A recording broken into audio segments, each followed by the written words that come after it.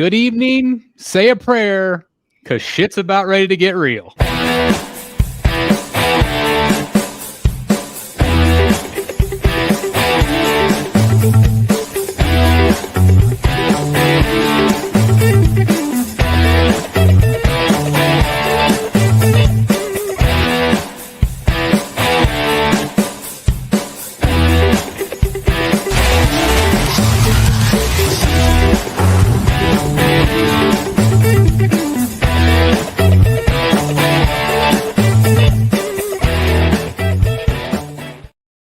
Ooh, is it hot in here? Or is it just me? I don't know about you guys, but anyway, welcome to Rogues Gallery Live. This is episode number 187, and it's going to be an interesting show. We've already got 156 people watching already. Very big audience tonight, and for good reason, because we're going to have a fun show tonight. We're going to have a, maybe an uncomfortable conversation, but also then we have photos and things to look at the end as well. So we got Eric B. from All Things Art. How's it going, sir? Doing good. And like we said earlier, usually tonight is our Halloween show and we're all wearing funny costumes. So it's a little disappointing because that's always a good laugh. But next best thing, we have the ghost himself, Chad here. Sorry, Chad, for breaking your balls. And, if it matters at all, I'm scared shitless. But I'm hoping for some a positive show and some solutions to everybody's questions tonight. Absolutely. We have we have Billy Rios from Billy Rios Land. How's it going, sir? I'm doing good. It's good to see you guys. Chad, it's good to see you. And let's get it rolling. That's right. We got Jeff Delaney from Secret Sanctuary. How are you doing, sir? Doing good. Looking forward to some good news tonight. That's right. Absolutely. You have some? Fingers crossed Delaney has a little bit of good news tonight. There's not even a... Like, you could have supported me by just putting one Tweeterhead piece behind you. Like, come on, dude. Good thing is Jeff can drive to your warehouse, I think. Yeah, that'd be a long drive. Yeah, it's not like Sideshow next door, right? It's not like Sideshow or Spec Fiction Shop. You're Northern California, right, Chad? It's an hour north of San Francisco, little town called Healdsburg, and we just were talking about it. It's where they filmed the first Scream movie. Oh, okay. Yeah, so you're like, what, 6 hours or something from That's far. Like Disneyland? You're probably pretty far. It depends. Well, because I've got to charge my car because I have an electric car. So it's like sometimes like 8-9 hours. Yeah. It just really depends. As much as I would love to talk about charging my car to stall the 60 minutes, we should probably just hop into it, right? Let's going to hop into it. So obviously we've got Chad here. That's why everybody's watching. Again, we're up 213 people now watching. So thank you guys for being here. There's so many people that are here tonight because they want answers. There has been a lot of silence. And that's what we're here to do. It's going to be uncomfortable tonight. Chad has agreed to the uncomfortableness. He called me about a week ago and said, "Hey, Chris, can I come on?" And so we're really glad to have you here. And again, we're hoping to have some answers tonight. And I know you kind of wanted the floor to kind of start. And then once you are done, we'll get into the hot topic questions. Okay. So Chad, the floor is yours. Yeah. So I think the first thing I wanted to talk about, because, always wrestling with social media and everything going on. And, I've been warned, I've been asked, don't talk about this, it's going to derail, blah, blah, blah. But I just wanted to mention the Rad Titan post, which, some people were like, it's scathing, it was so awful, blah, blah, blah. But it actually wasn't. I like those guys.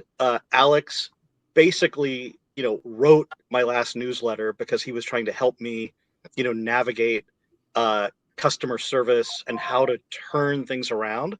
So I feel like as many people are like, don't talk about Rad Titan. Like, I don't have a beef with those guys. And, I would be a total asshole if I didn't give him credit for helping me. He reached out to me to help Tweeterhead. So I would be a total asshole not to recognize his assistance. And, coming on this show, Chris, it wasn't like this is planned. My love language is just everybody getting along. And I would love it if you guys, Rad Titan, Joshua, what's the other one? Godlike Statues. I would love it if you guys could all just combine and do a every other week collectors party and just have a big old fun time. And I know that that is your business, and I know it's their business because there's YouTube bucks behind it and stuff. But I feel like the community is so small that, to be so, like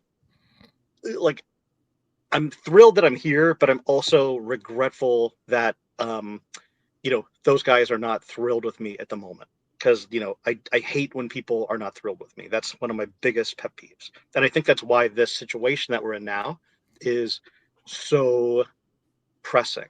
So that's just I just wanted to get that out of the way because I know a lot of people saw that. And, it is what it is. But, everybody has their channels and their stuff. And, I love coming on here, but I'd also go on other, channels. It's kind of like when you hear stories about,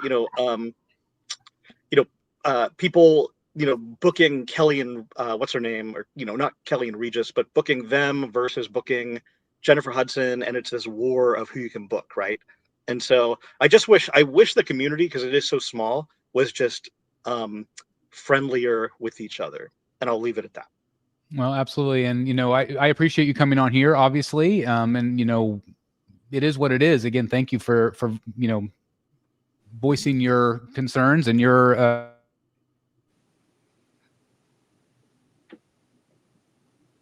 You just dropped out. Chris, you're muted.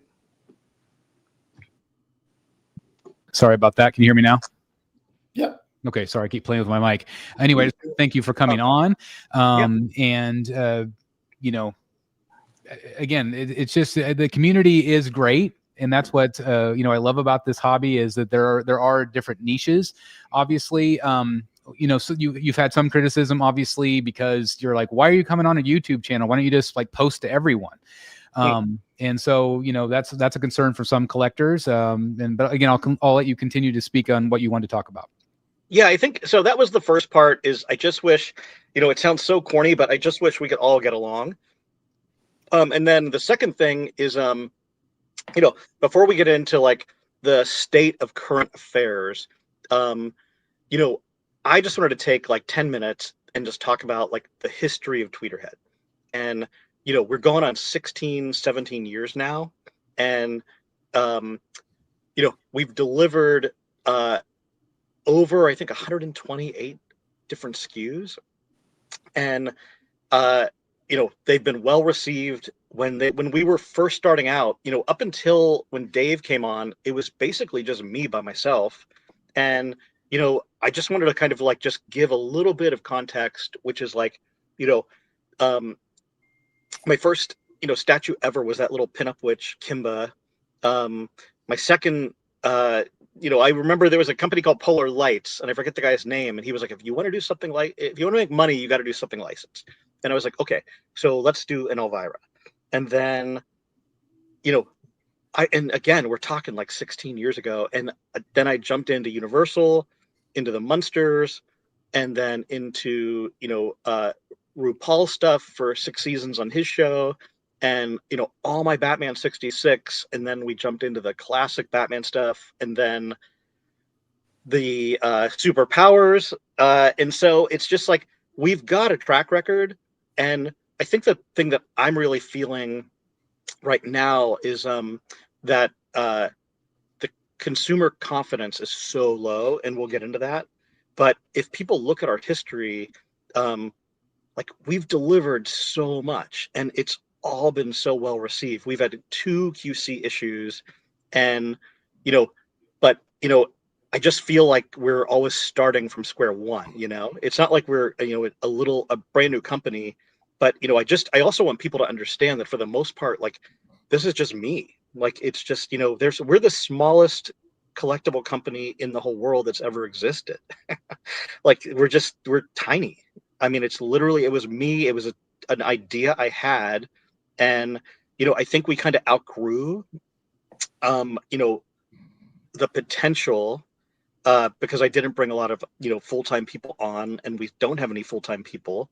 But, I just, before we jump into like where we are at the moment, I just wish people would look at like the lineage that we built and, the history that we have and all the pieces. I mean, there was this guy, Daniel, who, he built a whole room on his house just to hold all of our stuff. So, we're not going anywhere. We're like right now is the worst year for Tweeterhead, but we're not going anywhere. And, I wish people were just like, not give them a break, because I know our silence has made that moot, but to just be like this, they're good. They're a good company. And, we're in a similar spot to other companies also, but I just, I feel like, if I could talk about just a couple tiny little things, it's just like, grassroots. I mean, we're still kind of grassroots, but, I remember, I didn't realize like 750 Herman Munster statues. I didn't know how much that was. And I was at my condo in San Francisco on a steep hill on California Street. And I remember the truck pulling up, and I said to the guy, "Oh, which ones are mine? Which pallets?" And he's like, "They're all yours." And I was like, "What?" And he's like, "They're all yours." And so they're pulling the pallets out, and then they all start rolling down California Street. And they're chasing them to pick them up. And I was going door to door to my neighbors in my condo complex, asking them if I could store Herman Munster in their apartment. And then the next day, on UPS.com, literally putting in like this, on like Chris Michaels, your address, print the label, put it in the plastic bag, put it on. I spent like 4 days driving it, back and forth to the UPS store and back. So, I think the thing for me is like what we're dealing with now, and the difficulty is I look back on those times at the beginning, and those should have been the most difficult times, because they were laborious, and, hiring kids from California Academy of Art to help me, pack things up. Our beginning should have been the hardest part of what we're doing. And it's unfortunately the hardest part is current. And I look back at the beginning, and I'm always just like, man, we were like, it just seems so effortless. And so here we are now, in a little bit of a spot, and which we could talk about, but that's kind of like, I just want people to know, like, we started, it's such a small, tiny little place, but it was with a way bigger inventory. I mean, if I released Herman Munster today, I mean, I'd be lucky to sell 7, let alone 750, Yeah, we're definitely in a different place than we used to be, obviously. I mean, with prices and everything else in between. But anything else you wanted to say? I know you want to say a few things, or do you want to get into questions? I think that's it. Let's just go for the questions. And like, I know you said you're not going to ask me any questions, but please, I mean, anybody can ask me anything. Like, I'm not a liar. I am here to, like, just let's clear the air on everything. I mean, I will preface it with, Tweeterhead is notoriously late on products, and, I'm not here to be a victim. It is what it is. Like, we've always been that way. And I think it's because we are so small. But, let's just dig in. Let's go for it. And like what I meant by like, I don't want to ask questions is like, I will ask questions, but I wanted the audience to ask the questions, because they are the customers that are, that have bought from you or upset about certain things. And so I just want to make sure that they have a voice tonight. That's the most important thing to me. And so we will continue to ask questions, but let's just get started. Okay. So I've got a number of these pulled up. Here's a softball to start, right, please. Yeah. Question one, are you struggling financially, Chad? And if so, can you please be transparent and explain how you will get your affairs in order? Is Tweeterhead likely to shut up shop for good and customers lose out on products and refunds? And then they had a second question. Do you think it's rude to completely ignore customers via email and social media? And if so, why do you continue to do this? So you broke up. Yeah. Okay. So, read the first one again, if you don't mind. Okay. Are you struggling financially, Chad? And if so, can you please be transparent? I got that. Yeah. So this is, boy, I wish you saved this for the very end, because this is a loaded question. We're we're not financially struggling, but you know, I'm not gonna go red or blue or left or right, but the tariff situation has absolutely crippled us at the moment. And at the current, like as of today, it's 55%. The rumor is it might go up to 100% on November 1st. And so basically, like, so everybody understands what that means is, you know, if I pay my factory $100,000 for, you know, all these statues, that means that when I get the container here that I paid probably like 14,000, some customs figures or some customs, you know, charges, etc. I have a bill for $55,000, and it's just to actually release the container to the port in Oakland. And I don't think anybody in this world, you know, thinks that, you know, like, I mean, I don't, you know, we don't have an extra $55,000 to pay a bill. And, you know, Chris, like I told you the other day, it's a really stupid analogy, but it's like, you know, Friday night, you go get a pizza and it's $20. And on your way out, they're like, oh, we can't give it to you until you pay us an extra $12.50. Okay. Can I ask you a question? Yeah, go for it. Okay. We're all aware of the tariffs. Have you ever thought about passing that, at least giving the customer the option to passing that along to the customer? Have you done the math? Like, how much more would that be? Like $20 extra per customer? 30, 40? So that's something where pay it and just get things shipping already? Yeah, and that's something where I've avoided it, and I think the avoidance has annoyed a lot of customers because I mean, you guys order stuff like a year or more in advance, and I didn't know that we could expect this. So I feel like, you know, and we'll talk about this too. There's two options coming up to ship, but I feel like, you know, to ask you to pay an extra like $30 on top of a couple other things, it just feels very wrong to me. But you know, if you guys are up for it, like that's going to be one of the options that we're going to start next week. Is like we can't, you know, we can't be an ostrich with their head in the sand forever, and so we got to give people the choice. So, you know, should we talk about the choice? Oh, what was the second question?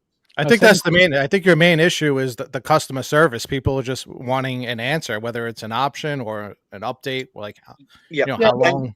But what would the choices be? The two choices would be, you know, you pay a fee, an extra fee to get it, which just turns my. Which probably only works if everybody agrees. This way, you can fill a container.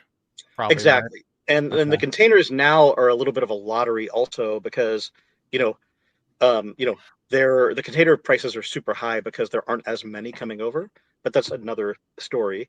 And then the second option would be to ship from China directly via sea. And it takes like 6 to 8 weeks. And I know that some of you guys that collect, what are they called? We're past the due dates on something. Yeah. But some of you guys that collect the, what do they call it? What's the name of the non-licensed stuff? What do you guys call it? This custom Fan art. Yeah. So I mean, what I'm understanding now is that a lot of custom stuff is being shipped that way, and people aren't having issues with it. Yeah. But the problem is that we ship it, and there's no tracking available until it actually gets to America, which could take 6 weeks. Yeah, collectors are used to that, which is better than waiting months or years for. Yeah, I mean, we're to the point now where that's kind of the norm, especially if you buy from overseas. Like, you know, it just. I didn't know that. Like, this is the first time that I'm actually hearing about it. Like, I thought, this is new news to me. Is you know, shipping from China to like a FedEx warehouse in, I don't know where, Boca Raton, wherever, and then you get tracking. So. So, Chad, like, I just have a question. I need you to clarify. Yeah, go for it. You said you weren't financially hurting, but then the first thing that came out of your mouth was that the tariffs have crippled you guys. So, is it somewhere in the middle, or which way is it? So, if the tariffs didn't exist, things would be running on full steam. But the problem is that to, say, hey, release that container and bring it over, then, we're being levied with, potentially, $55, $60, $70,000 bills in tariff fees. So that's what I meant by that. Right. It's just like, that's the problem, because like, at that point, you're not even in the red. You're really like, I know a lot of people think that our profit margin is big, but if you really look at our business quantities that we sell, etc., it's a very different experience than it was 5 or 6 years ago. So it's like, Yeah. that extra huge giant bit is what's causing things to get hung up in China. I understand that, and everybody's aware of the tariff situation, but a lot of the community sees other companies, other retailers, they're able to get product over here. It seems to be just Tweeterhead that can't do it. So is there a formula that they're using that you're not privy to? Well, if you look at Sideshow adds like 8%. Yeah, there is an extra fee. Prime One just jacks up the shipping without telling anybody, anyway. and makes it sound like that's the shipping. I mean, there has to be some kind of solution. Yeah, I mean that's something we can't wait. Like, we can't sit on stuff for the next 3, maybe more years. So there has to be a solution. But for me, as precarious as things have been, I just have never wanted to reach out to my customers and ask them to pay more, because they've, in sweat equity, they've paid more waiting for these products, trusting us. Chad, but you say you didn't want to do that to your customers and ask them to pay more. Right now, a lot of your customers are really pissed off. Yeah, it's looking worse not answering. It looks worse not answering. Mm-hmm. Yeah, and that was the second part of your question. Is ignoring emails, ignoring social media, things like that. Yeah, and we've the worst thing we ever did, and again, this is me being brutally honest with you guys. The worst thing that we ever did was go back to direct sales, because that's how I started my business. And like I said, it was really easy at the beginning. And going back to direct sales it's been the hardest thing. So, there's no excuse. And again, I'm not a victim, but there's no excuse for ignoring people, not answering them. We've only had one situation with customer service where it was golden, and I think, Chris, you remember, it was my friend Debbie, who was our customer service gal, and people adored her, and she was on it every single day. And we brought her out to Comic-Con, and people were bringing her flowers, they're bringing her mixtapes, they're bringing her all this stuff, and she was just rocking it. But she was full-time stay-at-home mom, and ever since then we've had kind of part-time people, and it does get overwhelming. And when you don't have answers for people, you do start to shut down a little bit. So is that the answer? You didn't get back to anybody because you just literally didn't have answers? Well, it's like at one point we were like, I don't know, like recently it was just like, right now we just a couple days ago, something happened that we'll talk about. But basically, it's hard to tell people, I don't like with our newsletter, it's hard to tell people when's the next newsletter? And it's hard to tell people, at the moment we don't necessarily have an answer, but we're working on it. You know what I mean? But you understand, you promised your customers a newsletter every month, and that didn't happen. So it kind of just looks like a lie. Yeah. I get it, man. I totally get it. I get it that we have been again, like I said, ostrich, head in the sand, trying to figure out how to get stuff here. But it's something that I think we finally hit the jackpot last week. But yeah, we need to talk about that. Can you just get to the good stuff and talk about what happened last week that's going to help us turn the corner here? Because this will be a big deal. So last week was kind of a rough social media week, and companies stepped in and they were like, we're going to help you we're going to help you facilitate your direct customer service, your direct customer orders. And I can't talk about it too much at the moment, but it was like literally like on Thursday last week. And it was like, it was just, it was so dark that a company stepped in and was like, let us help you fix this. So just so people are clear, so there are your products as some like what, maybe 10 of your products are like direct sales that you had on your website. And then the rest of the newer stuff had been done through Sideshow.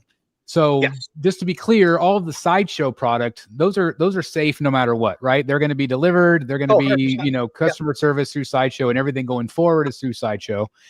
But obviously, the biggest concern is the stuff that is, being produced through you directly. And so what I'm hearing you say is that somebody has stepped in and is going to get product here. Yes. When are they going to get product here? Is stuff done? What is done? Like what is done that's been promised? And is it just sitting in a warehouse somewhere waiting for that company to save the day? Yes, there's so much stuff done. I mean, because, like I said, with the tariff situation, we've been dealing with this for almost a year. And so, but yeah, Gillman completely done. Beastman completely done. Doomsday Bust completely done. Superman replacements, which we should talk about, completely done.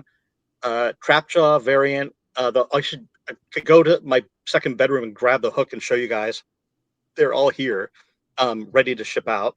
And so then everything else is in a state of production. So, everything even up until, I think like quarter scale He-Man and Battle Cat and Skeletor and Panther.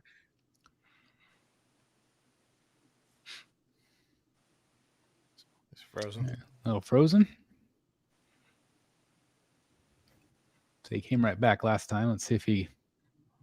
That was tough. That is tough. All right. Well, hopefully biting my tongue, Chris. Yeah. Are you back, Chad? Sorry, you froze there. You were telling. So you were saying the pieces that were done. A lot of people in the chat. I'm trying to read the chat. We got a lot of comments. Do you have pictures of things that are done? Like, can you provide that to the community so it gives people a little bit of peace of mind that those are done and ready to go? Yeah, 100%. Yeah, okay. I mean that's no problem. And it's like, we're just right now. It's just a very precarious situation as far as like, sometimes it's like what you put on, like, do you put stuff on social media and then you get a backlash, or do you not? And so, we've never been here before. Like, so this is uncharted territory. You know what I mean? I don't think at this point you can do enough. Like, you just post the shit out of social media and like over communicate at this point. I think that is what your customers specifically are looking for, because they just want peace of mind. They want to know that their money's safe. They want to know that at the end of the day, they're going to get their product. The tariff thing is new. The last time you were on the show was for customer service issues. Which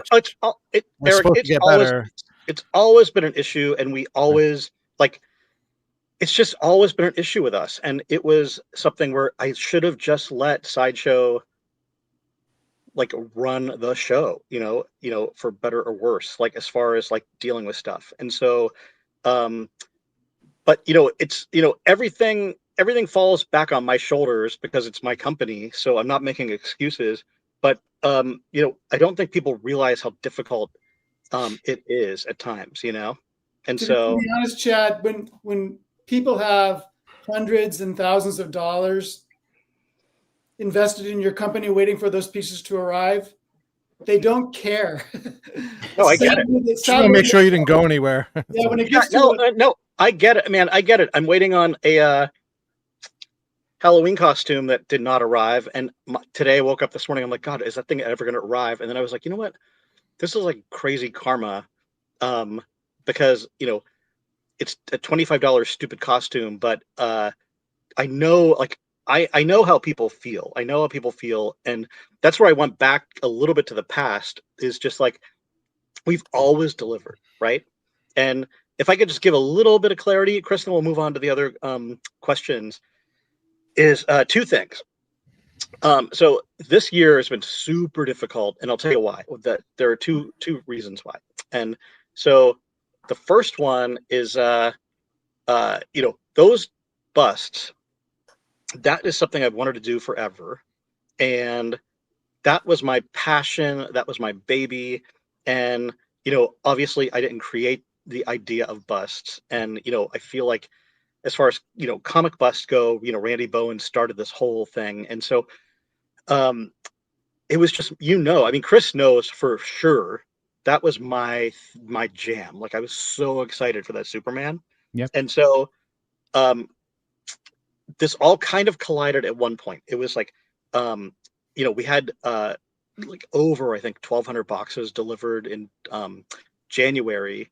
And it was, the Superman bust, the Elvira, the Skeletor Panther, the He-Man life-size bust, the Trapjaw variants, the Batmans. And so there's so many pieces.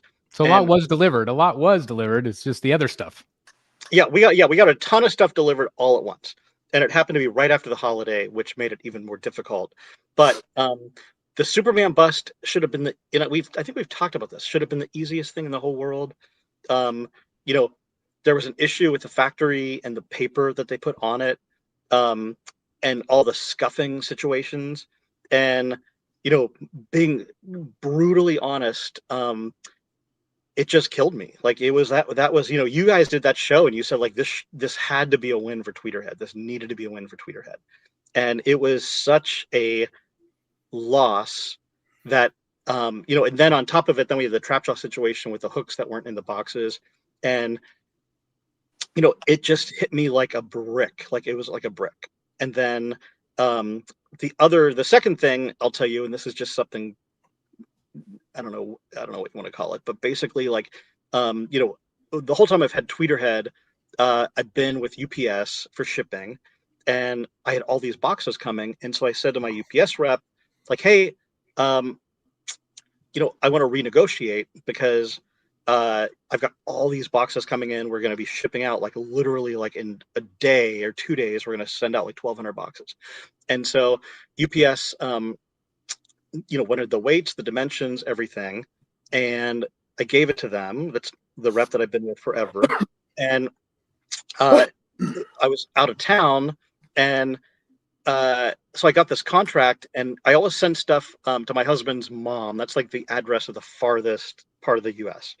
And so I'm like, tell me what that's going to cost. And so she's like, oh, for Skeletor and Panther, that's going to cost like $29.36. And I was like, oh my God, that's amazing. So, what we do lately, because you have no idea what the shipping costs are going to be, that we charge shipping, when things are ready to ship, because, a year ahead, behind you would have no idea.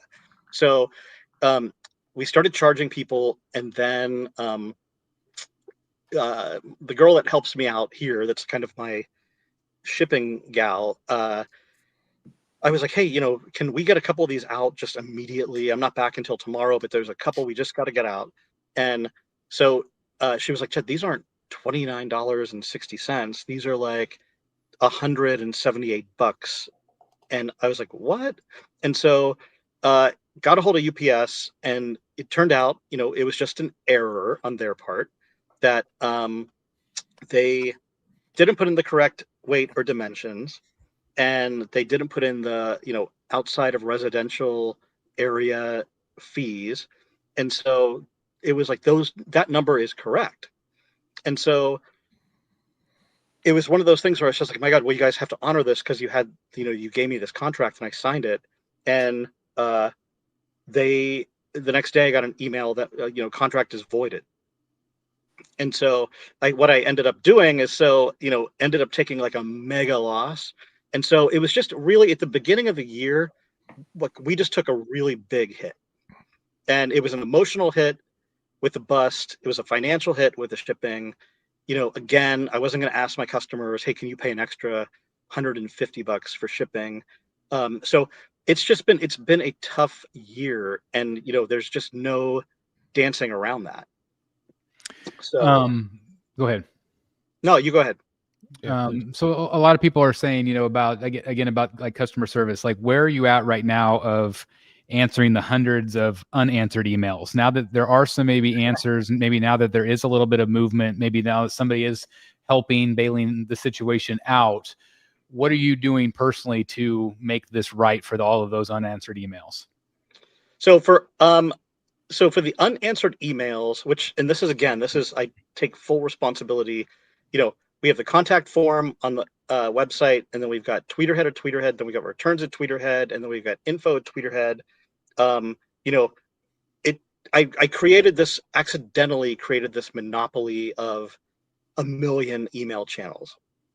So what I'm going to be doing beginning Monday, and I've started it a little bit this week, because again, like the good thing is there's not a ton of direct sales, and a lot of people love the idea that they can buy through Sideshow.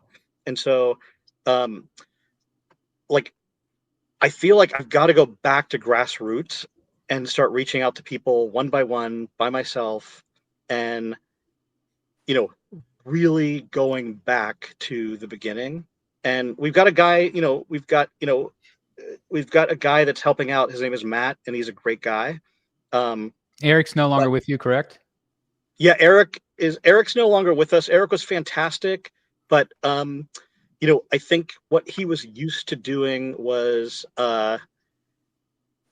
he was used to like working for a company with like a crazy big infrastructure, as opposed to us who were just like a little company. So, I think so. There's a guy who's been here before Eric even named Matt. He's a great guy, and so. But I think like I have to do this on my own. I have to start reaching out to people one by one on the daily basis, starting as early as I can, and just to try to get, just to let them know, hey, I'm here. We're going to get you your stuff. And that's kind of like, that's, where we are, that's all I can do. Clarify what, all right. So as far as getting people this stuff, we just re-clarify. Go for it. Well, I think so what are we Eric up to? was about to say, same thing I was going to say. You're saying that another company has come in to help, which is great. I'm guessing as at this point you can't tell us who that is, which is fine. With that being said, I got people who have been asking me to ask you what has been completed, whether if it's Freeze or Doomsday or Grundy, all these things that were from way back when. Yep. What's completed, and since this company is now coming in to help, don't leave it open for a wait and see. Let's see. They want to know, when are these completed items shipping?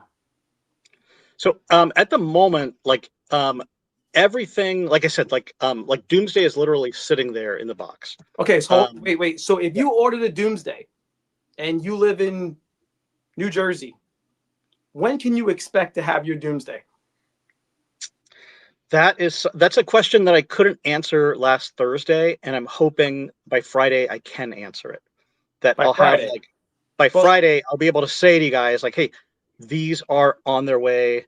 We're going to, they'll be here when XXX. But if I'm, again, being totally honest, like right now, this rescue just kind of happened. Which is great, and I'm happy for you, and I'm happy for the customers. But if you say, hey, I'll know Friday, you're going to have all these people, and I would do the same, waiting on Friday for what? A newsletter? I think, God, are they sitting home waiting at their computers for an email? Because they've been doing that for a while already. So I just don't want you to just say, hey, we're working on it, because then that leaves it open to an undisclosed amount of time that they're tired of waiting. So they want to know, hey, if it's done, it's shipping on, I'm just throwing this out there, December 30th. And if it doesn't ship by December 30th, I'll get a refund on December 31st if possible. That's where it is right now. Everyone's so frustrated. They don't really want to hear you say, we're going to leave it open and we're working on it. They really want dates, concrete answers. And that's that's something that, like, yesterday, I think like what we're going to do is we're going to put a schedule up on the website, and we're going to update it with the dates where things are going to ship. but again, it's like right now, like right now, I can't promise something and not deliver because that's happened numerous times. And, so I'm just saying, like, hopefully, hopefully by Friday, we will know, hey, Doomsday is going to be here, like you said, in the middle of December, and then we'll start shipping them directly to you guys. So that's at the moment, that's like all I can say. And I'm so sorry about that. That's a tough one because hopefully, yeah, is that what they want to hear? Chad, I know exactly. Is it? I'm really confused, Chad. Yeah, go for it. Give me 1 minute. I'm really confused. On the one hand, you're saying that a company has swooped in and is going to get the product here. No, I didn't say swooped in. Let me finish. Yeah. And on the other hand, you're saying we're going to have a choice of having it shipped directly from the factory and not paying a tariff, or paying a tariff to get it here faster. So which is it? So it's kind of both, because the shipped with the tariff fee or shipped via ocean, that's something that's been kind of out there for a little bit. And then this just happened at the end of last week, where it was like, hey, let us help you get this stuff here. What do we need to do to help you? So does that replace the other option? I don't know at the moment, Jeff. Like, I just don't know. Like, so there's still logistics, is what you're saying. There's still logistics that you're working out with this company about how and when it's going to happen. That was Thursday, and today is Wednesday, and like it's just we're just trying to figure it out. And the thing again, I'm not being a victim, but I do hope people know that, like, it's not just collectible companies. There are so many companies dealing with what I'm dealing with that this is new territory. Like, I've never even during the last administration, I didn't deal with any of this. Like, it was very easy to navigate it. Because the tariff fee was 6.5% or 7%. So we're just dealing with something that's brand new. And, and like I said earlier, like, we're the smallest company in the world when it comes to collectibles. And, we're doing our best, but there are other parameters that I have to take responsibility for, like communication, moving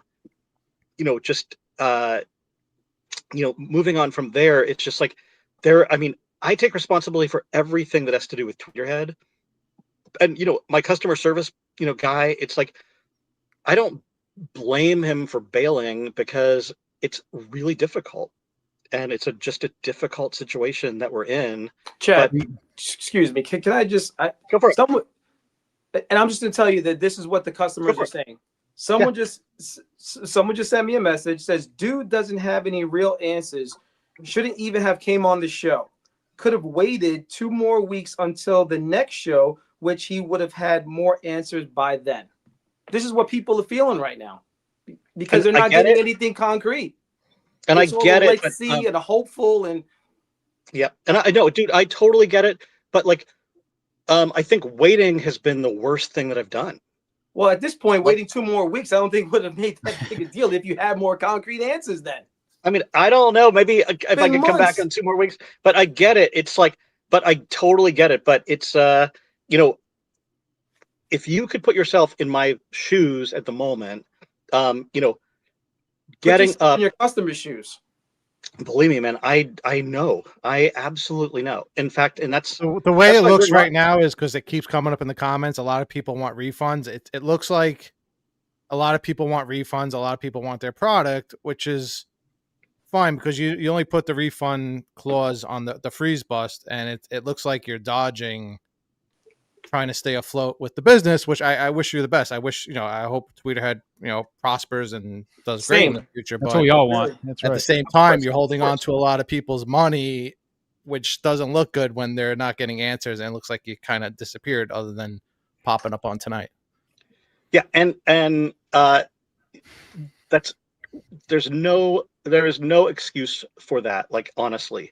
So, like, all I could tell you is that I need to step in. I need to need to take back personal control of a lot of that stuff. But I hear you guys 100%. I mean, that's why I'm here tonight. I mean, I'm here tonight to get my ass kicked, not to make excuses, but also, like, not to wait another 2 weeks and have people be even more pissed off, you know? I don't Yeah. think That's what we're just when trying they to had get the solid community answers. then Yeah. would be that big a deal. Personally, myself, all I have is the Mr. Freeze bust on order with you. I'm fine. It's only been a few months, but I keep, you know, as a person that monitors the communities and helps, you know, Chris with the Facebook groups, you see the questions piling up, and a lot of it is refund, which obviously you don't want to do because, you know, you start giving back money. Now product is, you know, sitting there, but at the same time, when you're ignoring the customers, it's also not looking good. So No, I see you're in a tough yeah. situation, but it feels like you need help, whether definitely customer service, which we've been, you know, for years, we've been trying to hopefully wish the best on Tweeterhead. With the customer service has to get better. Yeah, no, I 100% agree. Like, there is no defense whatsoever. It's like, it's just an overwhelming, it can be overwhelming. And, So you know, we know the product is great. You know, your product is absolutely fantastic. It's just getting it out to people and the customer service, which seems like that should be the easy part. You know, it's funny, like, you would think it would be, and it's like, I think that the only thing I would ask people is just like to like understand that like we have delivered so many pieces. We have delivered so much stuff. I don't think anybody People don't care about it. People do not care about that. They don't care. They're Really? sitting with their money out in limbo. You know, somebody brought this up to me the other day.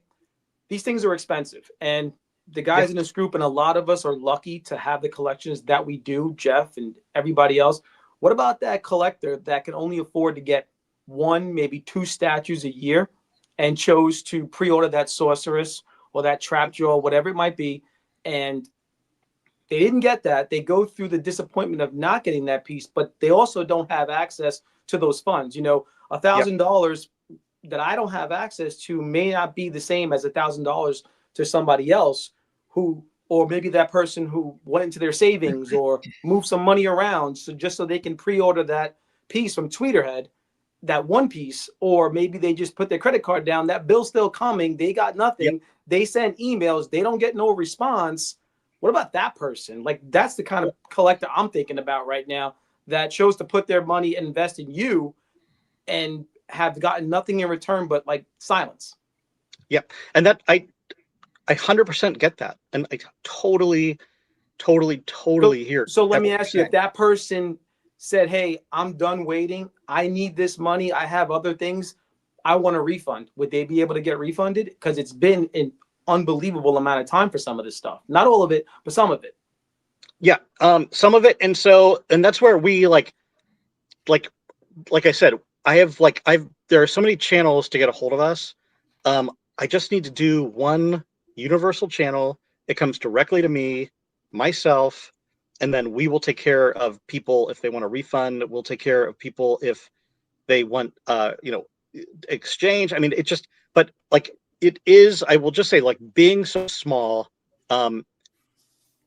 it has gotten overwhelming, and there's just, I think, that's all I can really say, guys. Like, I hear you, and I understand. Hey, small company, more mom and pop than the other companies. I get it, but we understand that. But maybe like the other collectors or whoever, I'm sure not everybody understands that. All they know is that they pre-ordered, they put that money down, and they got nothing, or they paid it off, or whatever it might be, and they didn't get anything. So, are you saying that if people are tired of waiting and they want a refund, regardless of the no refund policy, they'll be able to get a refund? As a mom and pop business, any mom and pop business, the number one thing is customer service. Just and that's what we like. That's what we've, like I said, like, we've always, besides Debbie, we've always struggled with customer service, and it's just been a struggle, and I don't exactly know why. Why though? That's a little bit confused because you're not physically. I don't want you to get lost on that. You're not physically making. Will people be able to get a refund if they so choose? Yeah, if people like, so this is what we're gonna do. Starting Monday, I'm gonna email. I'm starting with the oldest piece that we have, emailing everybody, telling them, hey, this is the situation. Do you want to like do choice A, B? Do you want to wait until it gets here? And then if they choose a refund, then we'll start to provide these refunds.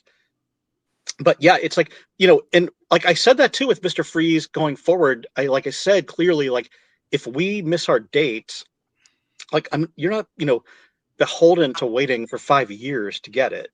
But we are, we are a very tiny little business, and we'll do it, but it's gonna take a little bit of time, and it's just where we are, in the world that we're living in at the moment. Well, that's the thing, though, is like if you could give people a concrete, and again, hopefully you'll know by Friday, like you said, which is tomorrow, right? Or 2 days from now. So if you could get that information out, like if I knew that my Batman bust, let's say, was going to be here approximately January, let's say, okay, that would give me peace of mind to know, okay, I know that this other company's stepping in to help. I know that my product, the Batman bust, is going to get here in January. If people know that, they might be less likely to say, I'm tired of this shit, I want a refund. But if the buck keeps getting passed and there's no dates and there's no concrete information, and it's always it's a maybe, we'll wait and see type of situation, then people are automatically going to want the refund. And I know that that's going to hurt. Like, I know that, like, especially again, mom and pop, small business, I know that you can't take hit after hit after hit. So again, the quicker you could get this information out to people, I think that would be the most beneficial for everybody. Again, some people are still going to be pissed no matter what, but I think do you guys agree? I mean, that would certainly help a little bit, I think. Mm-hmm. Yeah, people knew. And that's the goal, is by Friday. But I'll tell you, like, it's like the thing where people are thinking that we're going out of business or going bankrupt. Like, we've got, that bust line. There are probably like 8 other bust or 10 other bust already done, ready to go, ready to put up. But we're not putting anything up for the rest of this year. There are no more pre-orders until we're caught up. Smart. Because it's just, we can't do it. And this happened to me once before, when I remember we were at Comic-Con and I looked at our 2 giant cases, and I was like, there's a couple things here that, are at the factory, blah, blah, blah. We need to wait until we deliver to rev up again. But, just again, like, talking about those busts, there are so many, and, so many done, ready to go. Motu statues ready to go. Scareglow is not going up this year. It's unfortunate that we're here, because this is not any place that I ever thought that we would be. And, confidentially, like Chris knows, but, December is going to be the biggest thing Tweeterhead has ever done in 16 years. And it's happening in December. It's huge. And it's not a statue, it's monumental. And it's just unfortunate that we're here 2 months away, just kind of dealing with the logistics, and anticipating this kind of amazing thing in December. So, and it's hard to tell people, hey, we're here for good, we're not going anywhere, because at the moment there's no proof of that. You know what I mean? Yeah. Well, the other thing was, it's about something in December until you can get this stuff out that people have been waiting for since last year. What was the last project that we're caught up on that was finished? Because according to all this is sitting in a warehouse somewhere. So yeah, right now, well, so Gilman, Beastman, they're shipping. Doomsday is sitting in a warehouse, and then Does that mean it's done? It's packaged. It's ready to go. Completely done, ready to go. Yeah. Okay. He said Superman busts are caught up. Batman Superman bust. So yeah, and so that's where I said, like, Monday we got to go back to the grassroots and be like, look, the first thing we need to do are the Superman bust. We got to get those to the customers that need the replacements and need the international orders, and then the Trapjaw variant and the Trapjaw arm, and and I take full responsibility for saying, like, the Superman bust just killed me. Like, that was my most passionate thing maybe I've ever worked on, and when we had the issue with it, it was just kind of devastating. So, just being totally honest, that's where we are. So Yeah, 'cause those things are done. But there's a lot of people that are asking about international, like that maybe they live in the UK or something, and it didn't have anything to do with the tariff situation over there. Why have those not shipped?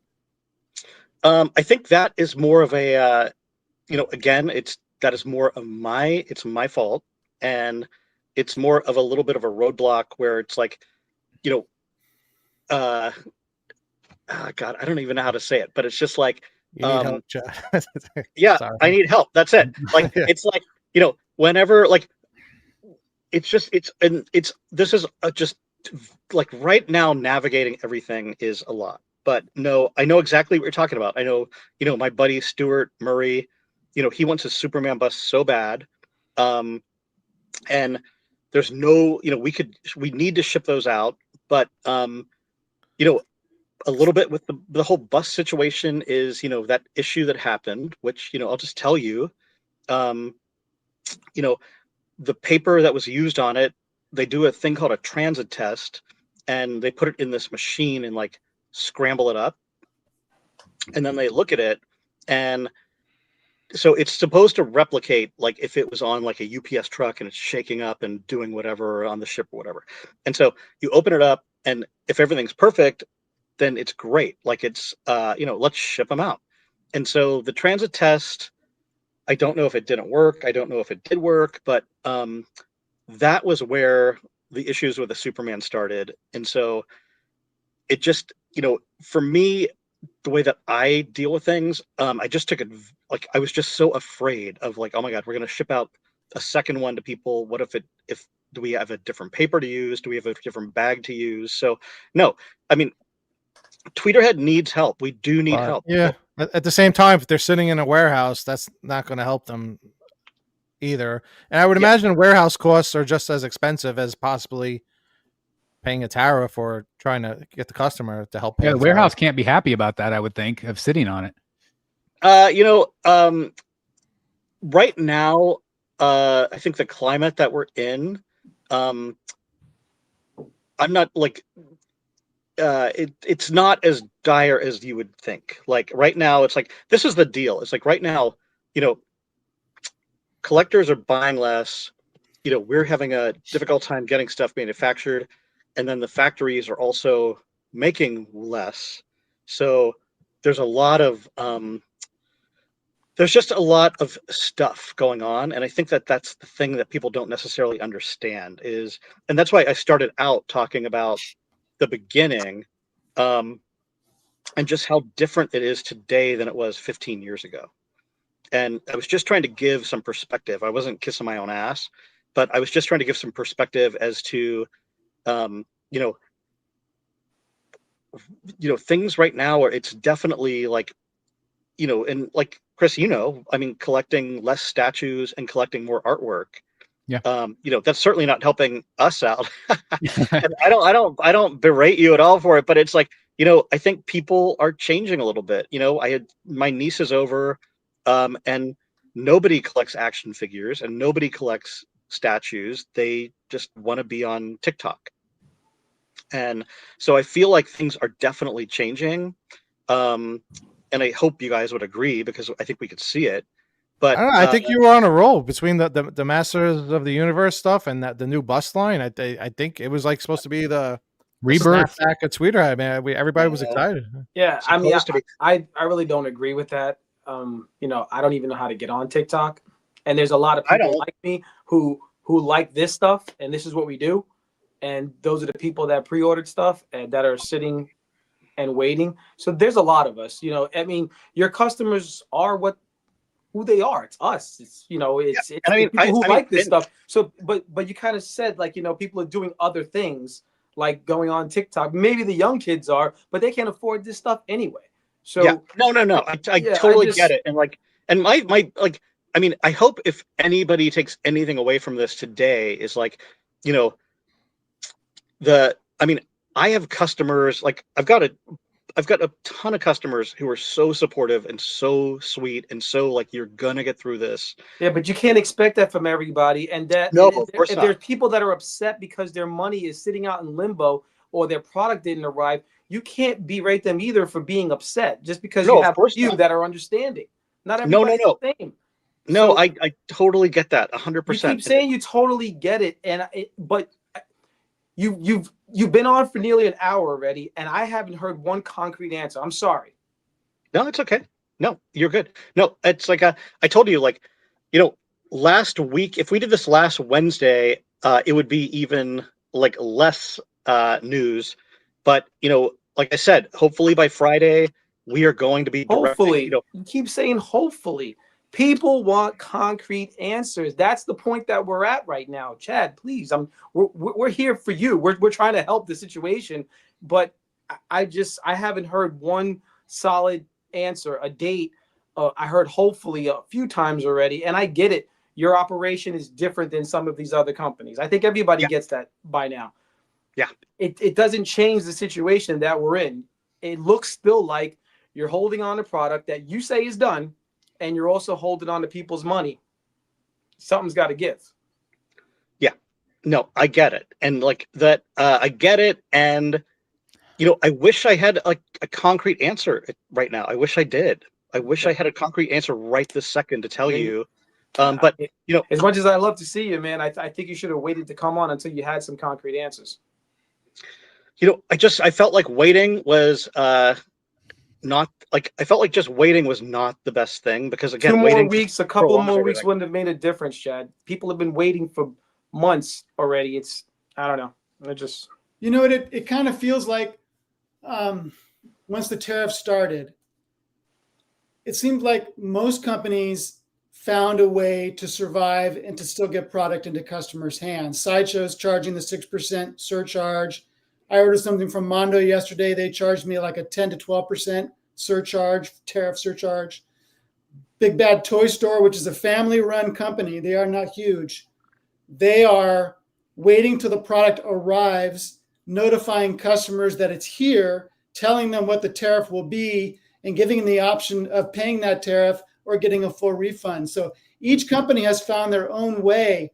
And it feels like throughout this year, you haven't found that way. And I don't know why you didn't reach out to some of those companies to see what they're doing.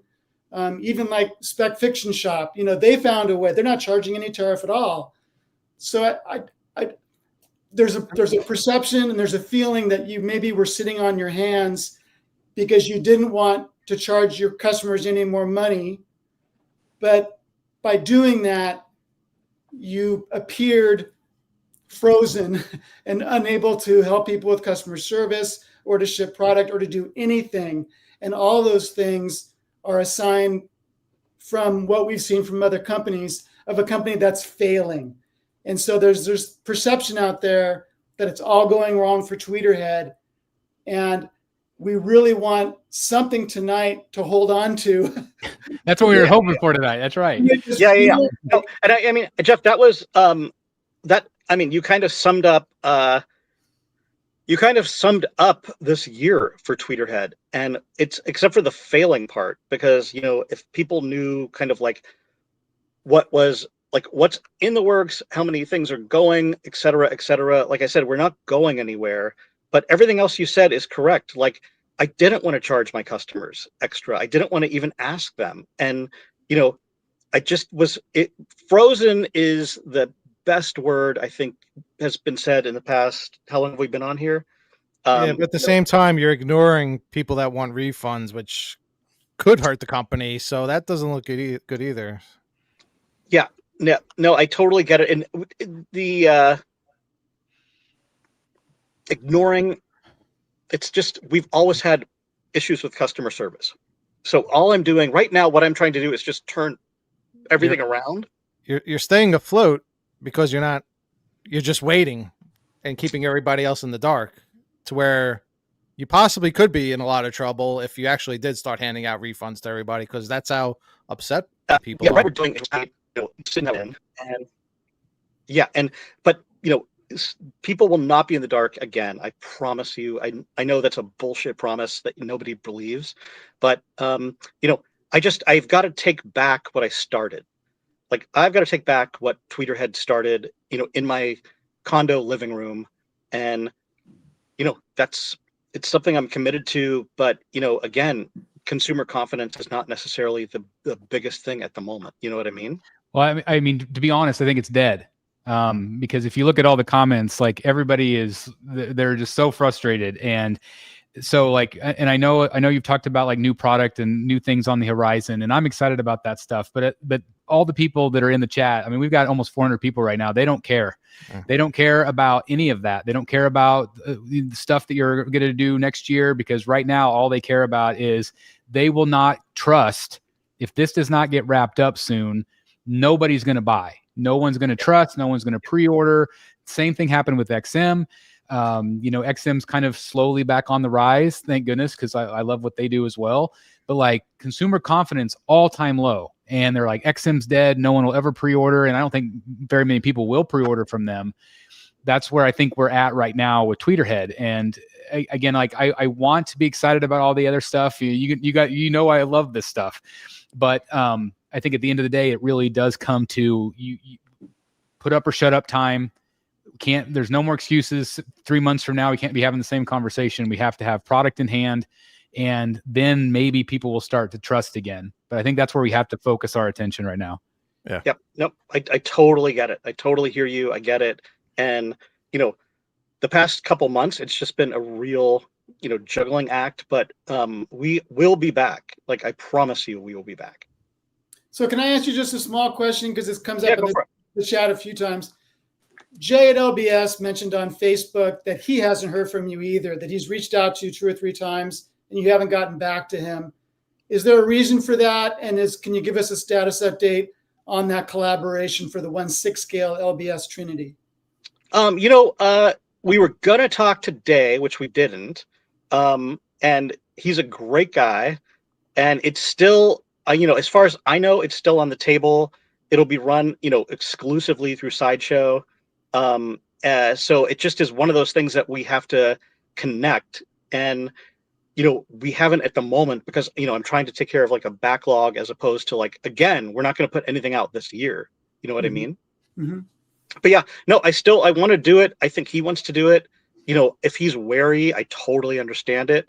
But, I said, like, this is, guys, if I'm being super duper honest, going back to direct sales was a very, very horrible mistake that I made. Like, if I ran everything through Sideshow, we would not be having these calls. We wouldn't be having these videos. It would be, it would be so easy. And I took on more than I could handle, being a little one-man show. And, what we're trying to do now is just respond and rebound. And, all I'm hoping is that, it sounds really stupid, but, in the entertainment industry, people love to tear people down and then build them back up when they start to come back up. So I'm hoping that, next time I'm on the show, it'll be like bam, bam, bam. So Eric looks like he wants to jump through the screen and kill me. At this point, it's like action speaks louder than words. That's saying. I mean, stuff's gotta. Yeah, don't think anybody wants to tear you down. That's not the case. People who are upset that because their money is out there, obviously love your product and chose to put their money down.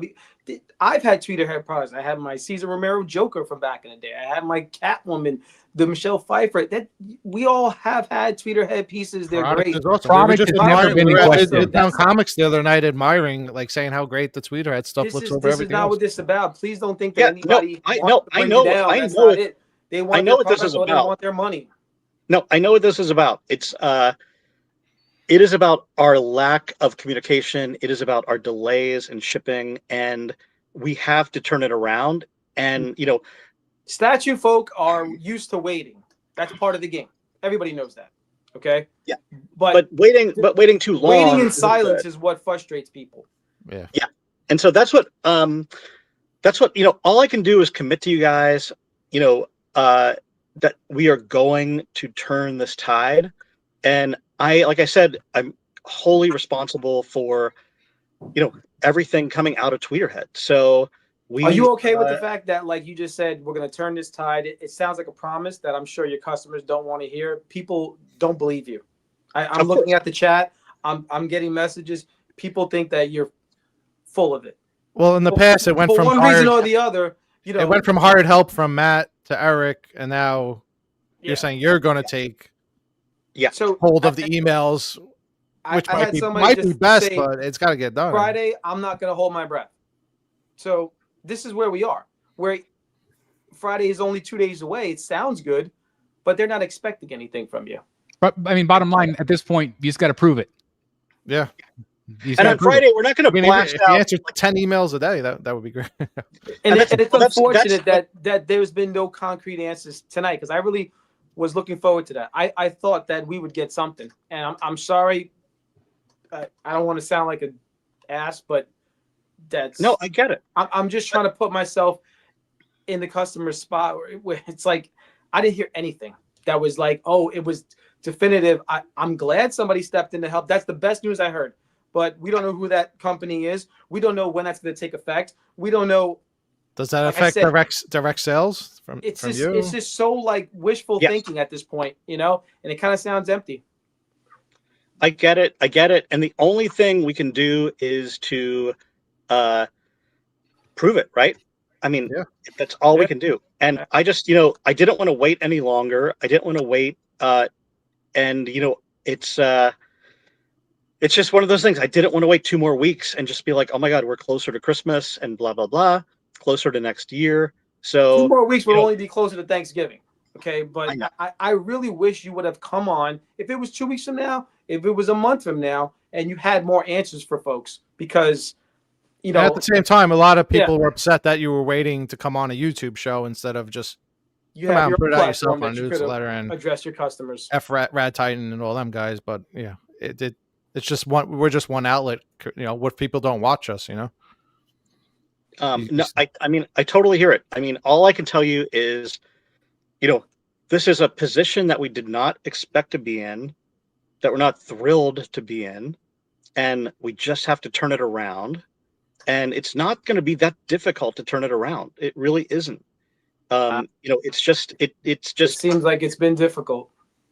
This year has been difficult, but I'm just this year has been difficult, but I'm just saying, like, going forward, we've got to, like, just reach out to the customers. We get it. It's been difficult. We all know it's difficult. We know what's going on.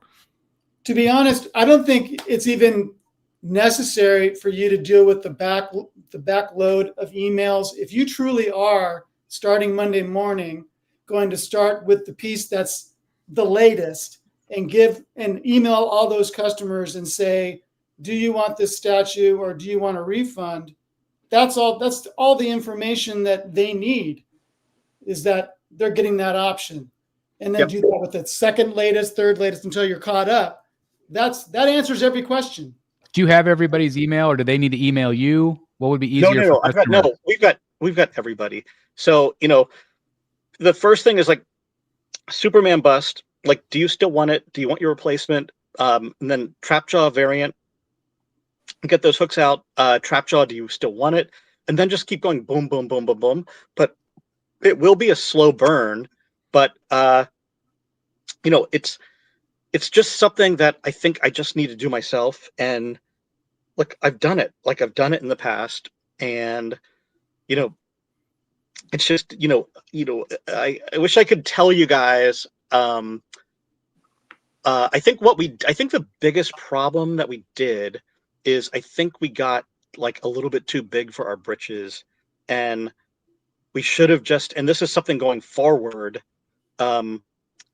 We just need to know how much we can manage. You know what I mean? And Have you ever thought about hiring, like, a real business consultant, somebody that can, like, take over all of these affairs, that can, like, not just somebody or somebody that used to be this guy or that guy? Or have you ever thought about, like, hiring a firm that could help run this, so make it a little easier on you? Yeah, and that's what we're actually looking at right now, is somebody that can, like, take the stuff, and and help us manage it. So that's something that we're looking at right now, and that's something that's a bigger picture, as far as helping get all this backlog. And the backlog, it's a lot. It's like 10 SKUs, but it's not a ton and tons of people. So like I get that people are like upset and unhappy. And 10 but, SKUs, you mean 10 product. There's 10 statues that are direct sales through you with a certain amount of people that have ordered. Yeah. Okay. And the numbers, like some of the numbers are like, I mean, I'll tell you, like the numbers are very low as far as like, just, I won't tell you what products, but some products, sold like 28 pieces or 35 pieces. And so that's where we also run into issues where, factories push these things out of the way to make larger quantities. But again, I'm not here to, I said, I'm not here to be a victim. I'm not here to push blame on anybody else. But I will tell you, the next time we talk, like I'm guaranteeing you that we will have better news and good news. And it is, the one thing I pride myself on is that we're terrible with customer service, which is horrible. You pride yourself on that? No, not pride myself on that. I pride myself on the product that we deliver. And it's something we've done 16 years in a row. People love it. It's beautiful. I think you need to flip that though. I think now from now on, the product is beautiful. We already know that. You need to focus now on the customer service part, and then the art will follow from there. But everything's BS until you fix that. It's got to be fixed for any sort of trust. And you said that product's not going to matter if everybody bails out. Everybody buys it. Yeah, everybody's going to bail. No, I get it. Like I totally get it. It's just it's always been an issue for us, and I can't keep talking about it's always been an issue for us. We just have to fix it, and we are going to fix it. And the next time I'm on the show, we will talk about how we have fixed it. The other question I had too was you mentioned like if you give the option for people to pay that extra tariff fee, if let's say they say, "Yep, I'm in. I'm going to pay the 10% or whatever it might be," when is it going to ship? It would depend on if they're international or domestic. And let's say if they're domestic, obviously we'd need to throw it in a container and get it over. You would have to fill a container. You would need a few people to fill a container to. I would imagine most people because we've had this discussion on the show before, and it sounded like most people would be willing to pay an extra, because we're all aware of the tariffs. We'd be willing to pay that extra tariff fee just to get our product. I mean, if you look at sideshows adding I still whatever don't it is, think 8% already. it's necessary if another company is getting the product here for you. And that's if somebody's stepping in, that helpful company will like I told you guys, like this, maybe I should have come on in 2 weeks, because like this just popped up out of nowhere. And so it's one of those things where like I don't have a concrete answer, but it will be something where like if there's a container that so and so is bringing over stuff, we can throw our stuff in it, and then get it here and start shipping it out. So there's no tariff in that situation, right? What do you say? In that situation, no tariff fee, right? There may be. I don't know. I can't say yes or no. Honestly, I can't. All I know is that we're Tweeterhead and myself are very fortunate to have people that want to help us out. So I can't speak to that at the moment. So like you said, hopefully you'll know something Friday. Yeah, Friday. Well, Friday is like what we're going to do is like, again, starting with the oldest piece, which is Superman Bust. Where will this announcement be? On a newsletter? You made him freeze. That's the pivotal question. That's right. I just want to be clear because I lost you. All right, sorry, you froze again. Sorry. Yeah, when will you kept saying like we'll see it soon, but obviously we're not going to do a YouTube show every single time. We'll hear it like on a newsletter or Facebook group. Like people that don't watch YouTube might want to know this. So for Superman, there's like 120 people that that are customers that are waiting for their replacement or their international one, which is done. And so I just don't feel the need to put out a newsletter to 15,000 people to talk about, 120 people's Superman bus. So it'll be direct. I think that would be helpful. Again, Yeah. I think any movement is going to be good news for those 15,000 people. Yeah, I think so too. I think you put it out publicly as far and wide as you can, because again, that's what people want to see, that there is things moving, that there is success happening, that people are getting product maybe by Christmas or January or whenever, who knows, but like, that's what people want to see. They want to see that success. Okay. So yeah. So what, great advice. So on Friday, everybody will see a Tweeterhead newsletter, and it's going to be a Superman bust update. And then we're going to reach out to all the customers directly, and we'll start there. It's like, a groundswell, it's unfortunate that things are going to go a little bit slower, but, it is like, we'll do what we have to do. And, like I said, I did not want to be here, like at this point, you know what I mean? It's unfortunate. There are other factors, leaning into it, but, Tweeterhead's my company. I'm not making excuses for anything or anybody. But, we just have to start with, and I told you guys, and the truth is that Superman bust, the QC issues just murdered me, and they absolutely murdered me and shut me down for a little bit. And it was like, how like, this is something I've been counting on forever. And, let's just fix it at this point. So that's such a shitty situation. And you know what? The factory should take. I'm sorry that happened. Yeah, the factory should have fixed that. But had you communicated that to your customers, maybe some would have showed. Maybe more of them would have shown some more grace. But the fact that they're not privy to any of this, they're just getting crickets. Is what there's so much them pissed off now. And there's so much behind the scenes. They don't care about behind the scenes stuff because they don't know about it. I know, but that's the thing. There's so much behind. That's not their stuff. Yeah. No, I get it. I totally get it. And let's turn this ship around. That's all I want to do right now is turn this ship around. Here's the thing. Bottom line is, I feel like I tell this to my students at school all the time.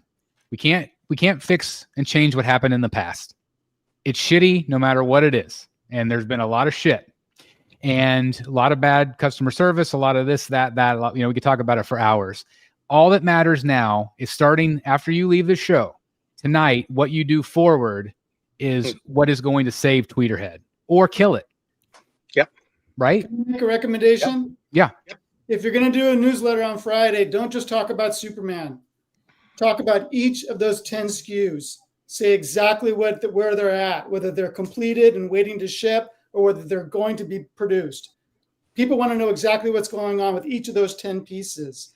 If you have new information about when they're going to arrive, get as much information in there as you can. I would not have the Rad Titan guys proofread it for you, because the last newsletter said nothing. Literally it said nothing. So I'd find somebody else, maybe IGO, that can look at it and give you a better idea of whether it's something that the customers will appreciate. Well, that's what we're like talking about doing, is like putting every single product up, and there's an update, and then every week you get another newsletter, and even if that update hasn't changed, you're still getting that update. Yes. So that's great advice, and and again, like anybody, like, there have been a lot of people that have stepped in to try to help, and it's, so I'm not going to the last newsletter kind of saved me, because I didn't know what exactly to tell people, because it was just kind of like, I don't really know what's happening, but that's what we're going forward for, is every single product. And then we're not releasing any new products until we start shipping. Like, we're not pre-saling anything until we're starting to ship. So can you handle all of these customer service emails that are going to be in the hundreds? Can you handle doing the newsletter? Like, are you able to handle all of that on your own? So the newsletter is easy peasy. That's super easy. But, as far as the emails, Matt is going to help as well. But I need to have one location where people can go to, and when I write them from that location, they can respond to the location. And like I said, that was me being stupid. It was me You doing. want to tell us which You'll one probably that is? save a lot of emails right now if you can give us like somewhat of an idea of what. All right, so we know Superman, the replacements are in the works because you're gonna get bombarded. Everyone's gonna be like, "Where's the Batman bust? Where's this? Yeah. Where's that? Where's that?" So you might, if you know, now would be a good time to just let us know like where we're at as far as like production updates. Yeah, I know. So, like I said, Gillman done, Beastman variant done, uh, Doomsday Batman bust. completely done, Doomsday bust. Okay. Doomsday bust completely done. Solomon Package. Grundy? Huh? Grundy? We didn't put Grundy out yet. That has wasn't that like the one the fans chose or something like that? It was, and we're working on it, but there's a couple little never logistical went things. Gotcha. So I got a question. Batman Freeze bust? bust. No, hey, let's Yeah. finish. Let's finish. Yeah, let's the- finish sorry, that before. Joe. No more Yeah. questions. No more questions. Let's finish this part. Batman bust, freeze bust. Where we at? Both completely sampled, ready to go into production.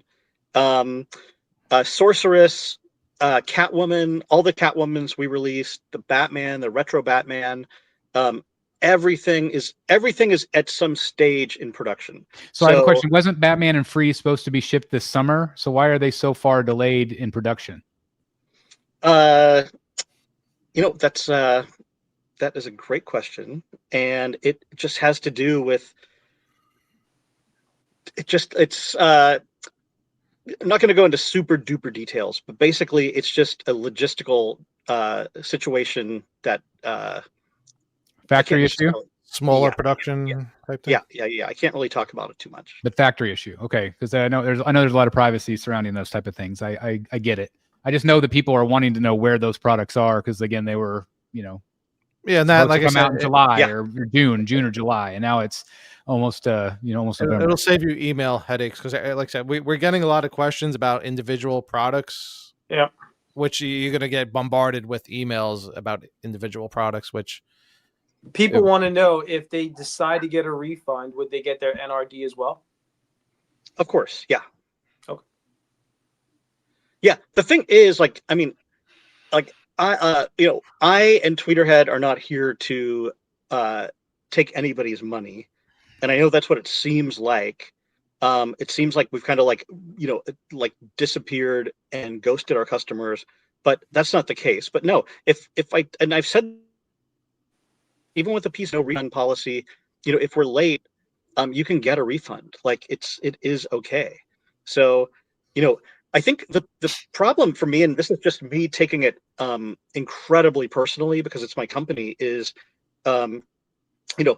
we went from here to way down, and we've just lost just the idea that people think the things they think about me and about my company. It's just a bummer. It's a total bummer. We're not here to. But it's been because of the silence. Would you say that's self-inflicted? I would say that is, yeah, absolutely. I'm like I told you, I'm here to take it. I'm not here to there's no customer that I can blame for anything, as far as we're concerned, with delays and with not getting back. Of course to people. not.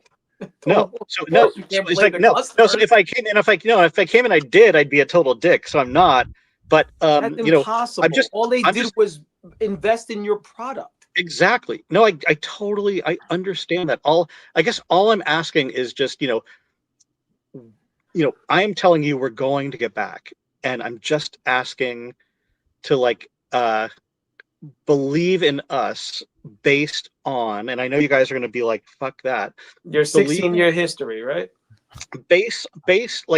Believe in us based on our history, because we've never been here before and we're never going to be here again. And just give us a fighting chance, because this is a position we never thought we'd be in. we're going on from It's a lot to ask. I think we went from people were possibly thinking a few more months to we just heard a lot of things that aren't even in the production phase yet, which could be another year. No. Absolutely no way. All right. So just transparency. So like, let's say Batman, it goes into production this month. When on a normal circumstance, when would that ship normally? If it goes into production this month, when would we expect it to ship possibly? 7-8 months later. No way. Turnaround time. No, January. Wow, that's fast.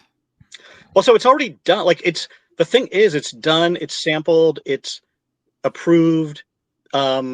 It's just like it's already being cast. So, and the factories now, like they want to get stuff out. Like they certainly don't want to spend, 6 months waiting for something. Right. So, you know what I mean? So, and that's that whole juxtapose of not as much quantity versus we got to get this stuff out of here. So, and I know I will have a schedule by next week. So, it's just look for our newsletter. That's all I could tell you. And, that's where maybe we should leave it at that point, but just like look for the newsletter. And I can't stress this enough. It's pissed a lot of people off when you said that you were going to do a newsletter and then you didn't do a newsletter. And then there was more silence. Like going forward, you have to, no matter, even if it's bad news, you have to say it or people are not going to trust. And you've already lost so much trust already with so many collectors in the chat right now, especially. I think that's the best thing in the world you could do is just continue to be as open and transparent, overly share ad nauseum. Because I don't know what else. I don't know what else you can do other than that and communicate and get stuff out. Right. Yep. No, you're right. And, it is, like I said, a lot of the stuff I brought on myself because it's hard. I hate delivering bad news or delays or negative news. And, it's always been a personal thing of mine to have an issue with giving people bad news. And, and this is obviously, and, honestly, you give them no news. I know what. So you give them no news.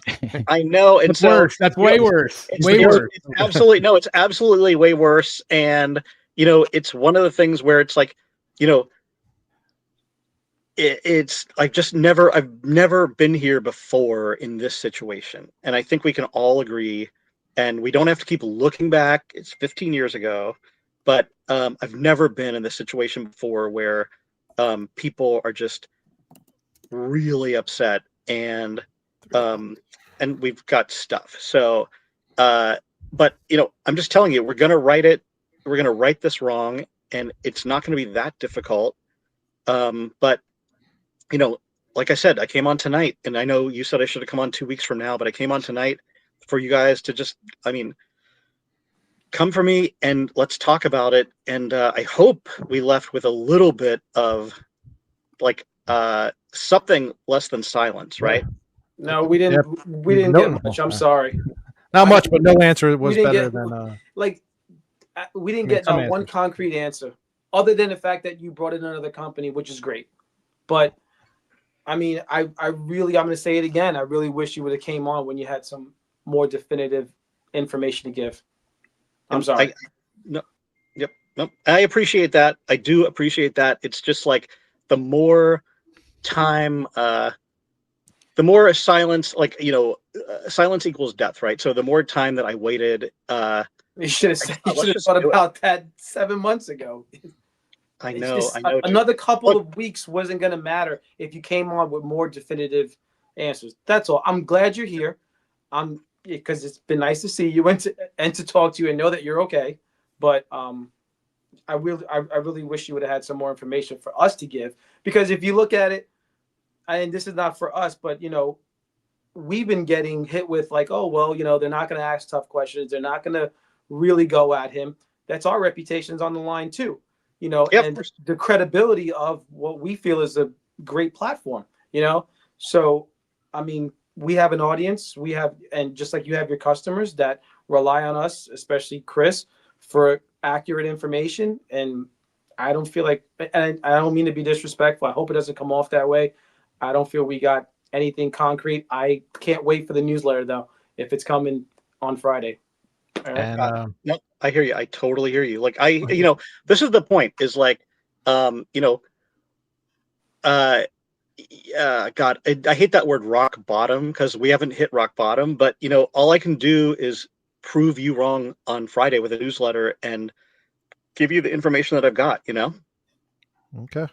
I mean, Awesome. that's the thing is like, we could talk for hours about this and go round and round and round. And I had, 30 more questions queued up and ready to go. And a lot of them we've already answered, just with the conversation that we've had. But like bottom line is that, there is a glimmer of hope, in my opinion, that, obviously with the Friday newsletter and this mystery company, I am very optimistic that this will get turned over. Will it, like you said, will it be a slow burn? Yes. And is that still going to piss people off? No matter what we do, no matter what we say, it's going to make some people happy, some people mad.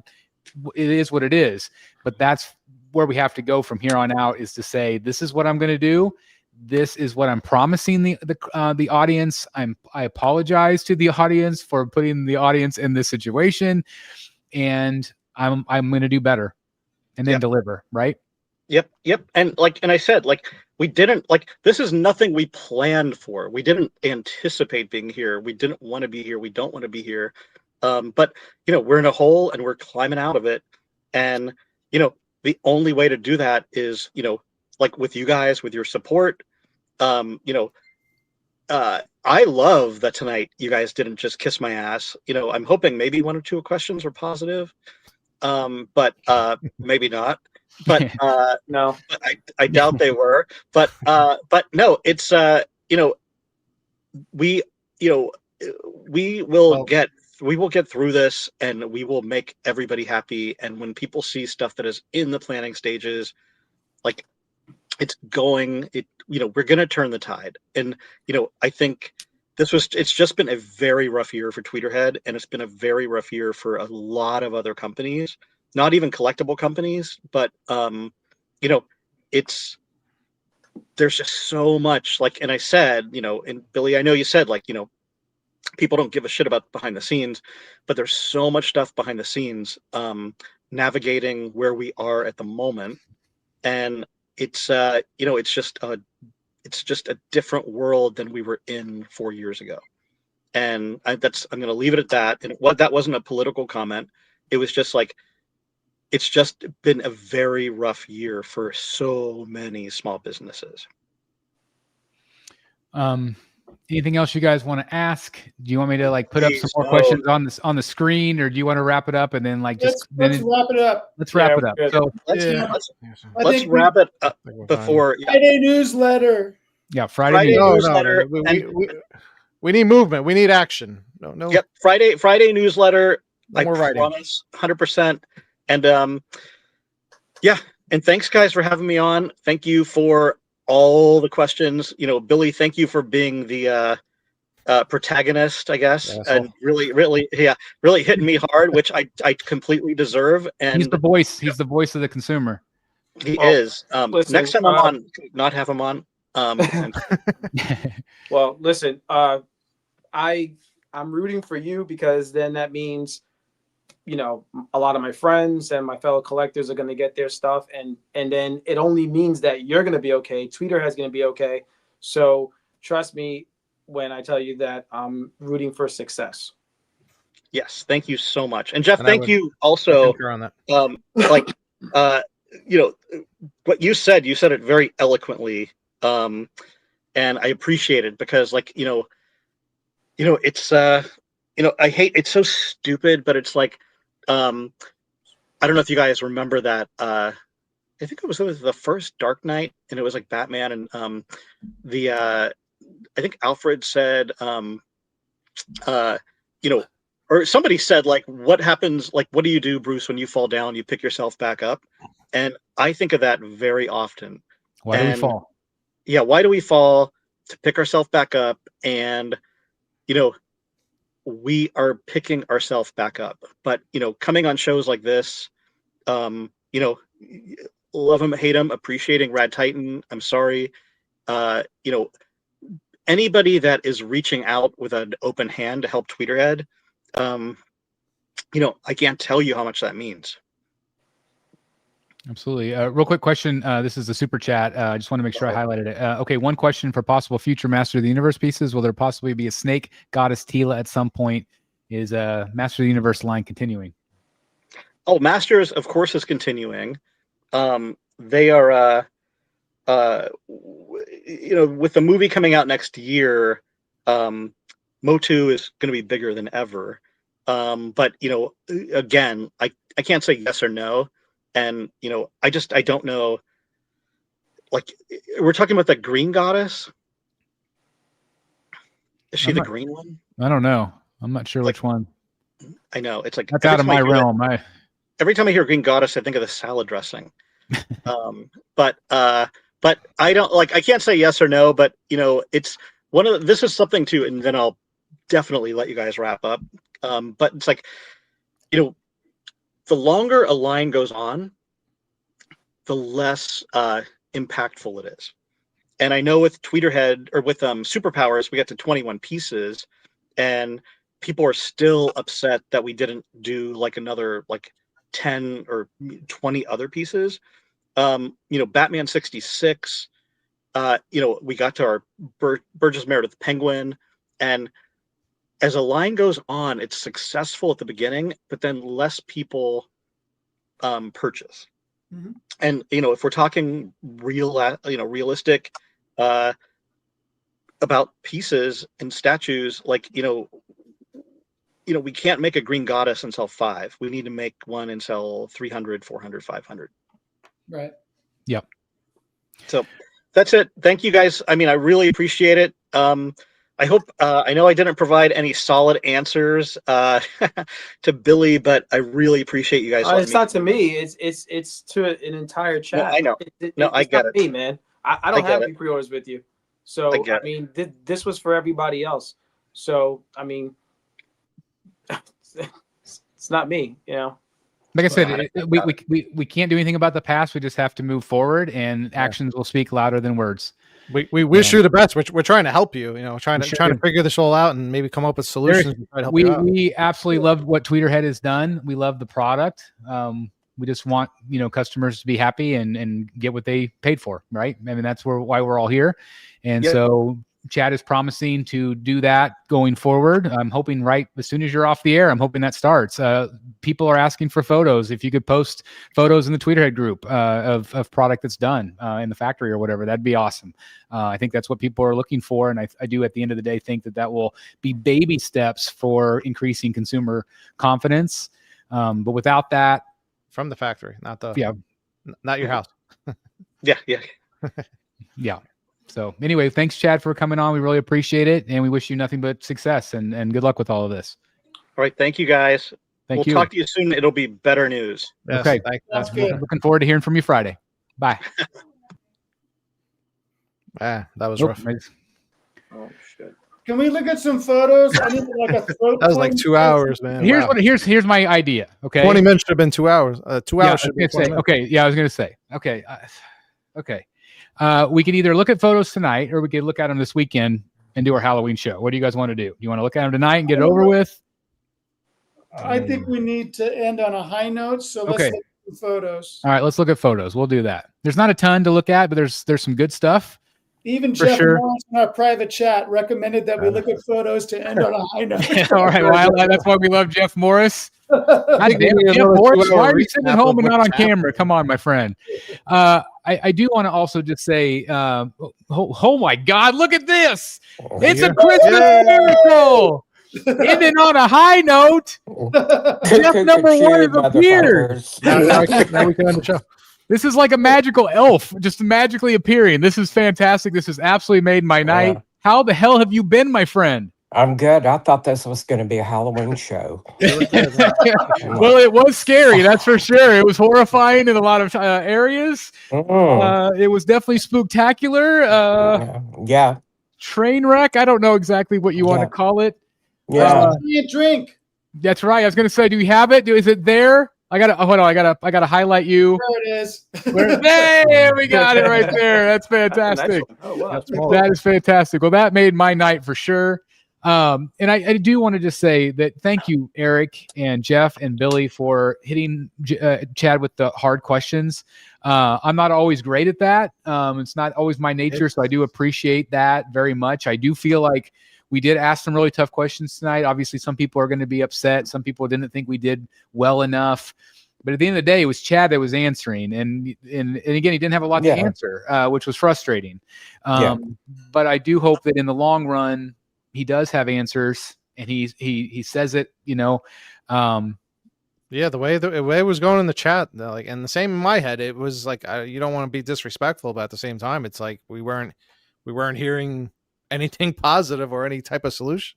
I mean, we like the person, but we don't like the businessman. It's like in this situation, it's just that was very frustrating. And I know that, I was hoping, just like everybody else was hoping, for more answers. I did hear that there was this company that was going to try to help. And so I thought, well, that's great. Then maybe things will start moving. But I was really hoping for concrete dates and all of that stuff. But what's new with you? Anything new in the collection, or what's happening? No. Okay. Nothing there. I'll the background looks fancier. The creature from the Black Lagoon. Oh, yeah. That looks like a great piece. Are you fully decorated for Halloween? Yep. Excellent. Pretty much. Ready to hand out candy bars now. How have you just been in general? Bars. Oh, I'm good. Just busy working. We understand that, but we sure do miss you around here. Yeah. Well, I thought I'd pop in and spook up the place a little. we appreciate that very much. We're just here napping. Oh, I like that. That's fantastic. Say hey, Soph. That looks boring enough. Do you get a ton of trick-or-treaters? Oh, yeah. Usually quite a bit. Okay. I just want to address this. I thought Chris was going to let the audience ask the questions. Felt like we were ignored apart from that super chat. So there were hundreds of messages. We tried. I had all these things queued up, but the way it was kind of flowing, the guys were just kind of asking stuff that they were seeing in the chat. So I just kind of felt like that was flowing better. Everybody's question is where is this statue? Where's that statue? Where's that? Then you get like 100 different. Where's my that variations? That's what I told him. I said, just tell us what's been done, because it's going to save you a lot of email headaches when people be like, "Where's He-Man number 1? Where's He-Man number 2?" It's going to become overwhelming. So yeah, I think it might have been a little better if there'd been a script of questions and he could have answered them. You put it on video, release the video, rather than let the chat was just bowling into a poison frenzy. It was there was no reason to do this on YouTube. He could have filmed this 2 weeks ago. And I was going to say, maybe that would have been better. I had all these questions, and again, most of them were, I think, answered. But again, I had all of these things queued up, all these things that the audience had asked. Obviously, it went off the rails. But I feel like the panel definitely asked most of the questions and tried to streamline the questions. Yeah, like Eric said, they're all over the place. Summing up the questions in the chat and try to get the most answers. A lot of it honestly had to do with the refunds, and that's why I felt bad, because once everybody gets their refund money back, if he did give refund money back, that's when the business is going to collapse. So. Yeah, that's the thing is, if everybody does get a refund, I don't see how they can survive. I just don't. And then there won't be any new product. There won't be any Tweeterhead, a Clayface bust. That's why he's not answering your emails. Probably most likely. Okay, so I'm going to go ahead and get into the photos now, so we can get rolling here. So we can have a little bit of a positive here. Yep. There's some good stuff to look at. There sure is. Let's get into it. All right, guys. Can you see a Batman? Yes, I do. Yeah, I'm in love with this. What do you guys think? It's one of their best pieces ever. This is J&D Studios. This is the 1/3 scale. They haven't released a ton of photos, but they did release a video package today. And thanks everybody that watched that video. Kind of my reaction to it. Definitely not my favorite Batman, but definitely one of my favorite suits. He looks phenomenal. I think the reason I never really connected with him is because he never really got his own solo movie, which I've never really liked. Batman, Superman combos. I just wanted a Gotham City story, and we never really got that. We almost did with the Deathstroke, and I think I would have probably liked him more if we got that. I didn't like the way they tweaked the suit and all the Justice Leagues. I hated that. It looked cartoony and stupid. But that's just my opinion, and I do really like this. But what do you guys think about this piece and the likeness and all of that good stuff? Yeah, in our chat, Billy said it looked a little stiff. I think it's a museum, but it still, I think, captures a little bit of movement, so it doesn't bother me that much. The suit is fantastic. It's one of my favorite suits, and whatever. I'm assuming it comes with the Bruce Wayne. It's where it's Ben Affleck's portrait. That looks just like him. It's probably one of J&D's best. Yeah, that unmasked portrait is freakishly good. The hair is good. Yeah, and because he had a little bit of that gray in there. I mean, that is really good. Usually the hair he is does what look a little kills stiff. Yeah. He does look a little stiff, but he's also meant to pair with the other two. He's a big stiff dude to begin with. Though. Yeah, but suit looks great, and I mean, I don't know. This is it looks really good. A lot of people have called them out saying that this is a Batman versus Superman suit, but they're doing the Justice League license. So it made me wonder if maybe they didn't get the Batman versus Superman license and they just, were able to get this suit somehow. That'd be weird. But I don't remember. Did he have this suit at all in Justice League? Maybe at the very beginning, maybe? Yeah, and then at the beginning. At the beginning, and then he goes to the tactical suit later on. But so can you buy them separately, or is it just a combo? So what they did is they used to do that double base, and like I would have bought the Catwoman, like the Michelle Pfeiffer unmasked Catwoman, but you can only buy it as a set, and I really didn't want the double bases. But from now on, they're no longer going to do the double bases. So that means for me, I'm assuming that you can either buy, and maybe from now on you can buy them individually. I'm not sure, but they are going to always be separate bases now, which I think is smart. I think it would be unusual for someone to want Bruce Wayne without Batman. Yeah. I agree. Do they both, Ben Affleck collector? Do they both come with the mother box, or do you have to buy both of them together? I think both of them. If you buy both, you get the mother box. I think. And somebody also said that wasn't correct. Like that wasn't the right mother box or something, or it didn't look right. So I don't know. I don't remember. So maybe somebody in the chat would know. But as for the Batman and the likeness, I think it's just spot on. I think it's one of J&D's best. I've said it a while now that I feel like with each release they get better. And I always used to say that, like whenever they would show the sculpting part of it, it always looked really good, but then it didn't always translate to the silicone. And that was true. But in person, I do say it does look better. But this, even in photos, it looks phenomenal. So I'm really happy for J&D. Which means it'll look even better in person. I agree. It should. Speaking of looking better, look at this thing. It's great. Sideshow put out some really great photos. Big piece. Really see, big they piece. did the painting video, and the woman was holding just the wing. It was like big. I don't know, maybe she was small, but. Jeff, do you still have most of your same statues? Do you still have your same villains and stuff? Would you be interested in one like this? It's Halloween. Yeah, Jeff Morris. Yeah, I've still got everything. I would like to have him. Mm-hmm. He's just so cool. Good. I was going to say, just remembering your old setup, like he would look so good in your setup. Yeah, it would. Yeah, He's fits very cool. Fits the horror. Fits DC. It's just so good. And if you guys watched their yeah, for sure. Yeah, thank God they didn't have the wings. They actually talked about it in their video today that they could have done the wings out, but they wanted to be, a little bit more sleek with it. But what I love to hear them say, Anthony mentioned in the video that Maria is basically doing this whole line. They love what she's doing. They don't usually stick with one artist for a line, but in this case, they love what she's doing. And they mentioned that she is working on a few more right now. They didn't mention whether it was villains. Obviously, that's what she's been doing. So, I'm very excited to hear that she's working on a couple more that will be as part of this kind of this horror line that they're doing. Because I think it's been awesome. Awesome. But there's a couple more scary ones they could do. I think like Two-Face and Mad Hatter, Clayface, like any of those would be phenomenal. This photo is when we met up with Jeff. Finally, we all got to finally hang out. Yeah, this was fantastic. Hey, so Chris, he actually is taller than you. Yeah, he is taller than me. This shows it finally. That's I love it. Funny. We were having a lot of fun, by the way. Yeah, we were having a lot of fun that night. This photo is Eric's new Bane. I had to show off his Finch piece. He went and picked it up this week from Jason. All over the place there. Congratulations. Thanks. Yeah, it was a cool piece. Awesome. And I have to give a shout out to Eric. Also, I bought a Sean Murphy piece from him, so I had to give him a shout out also. Thank you for selling me that piece.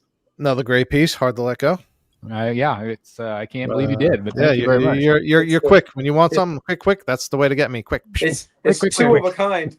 Yeah, That's right. Yeah, I have to like dupe you basically. This one I think Matt Martin bought. This is the Batman the Legendary Beast Batman, but it's the black and white noir. Just went up for pre-order, and what was it? A limited run of 30? 30? Yeah. Which is fantastic.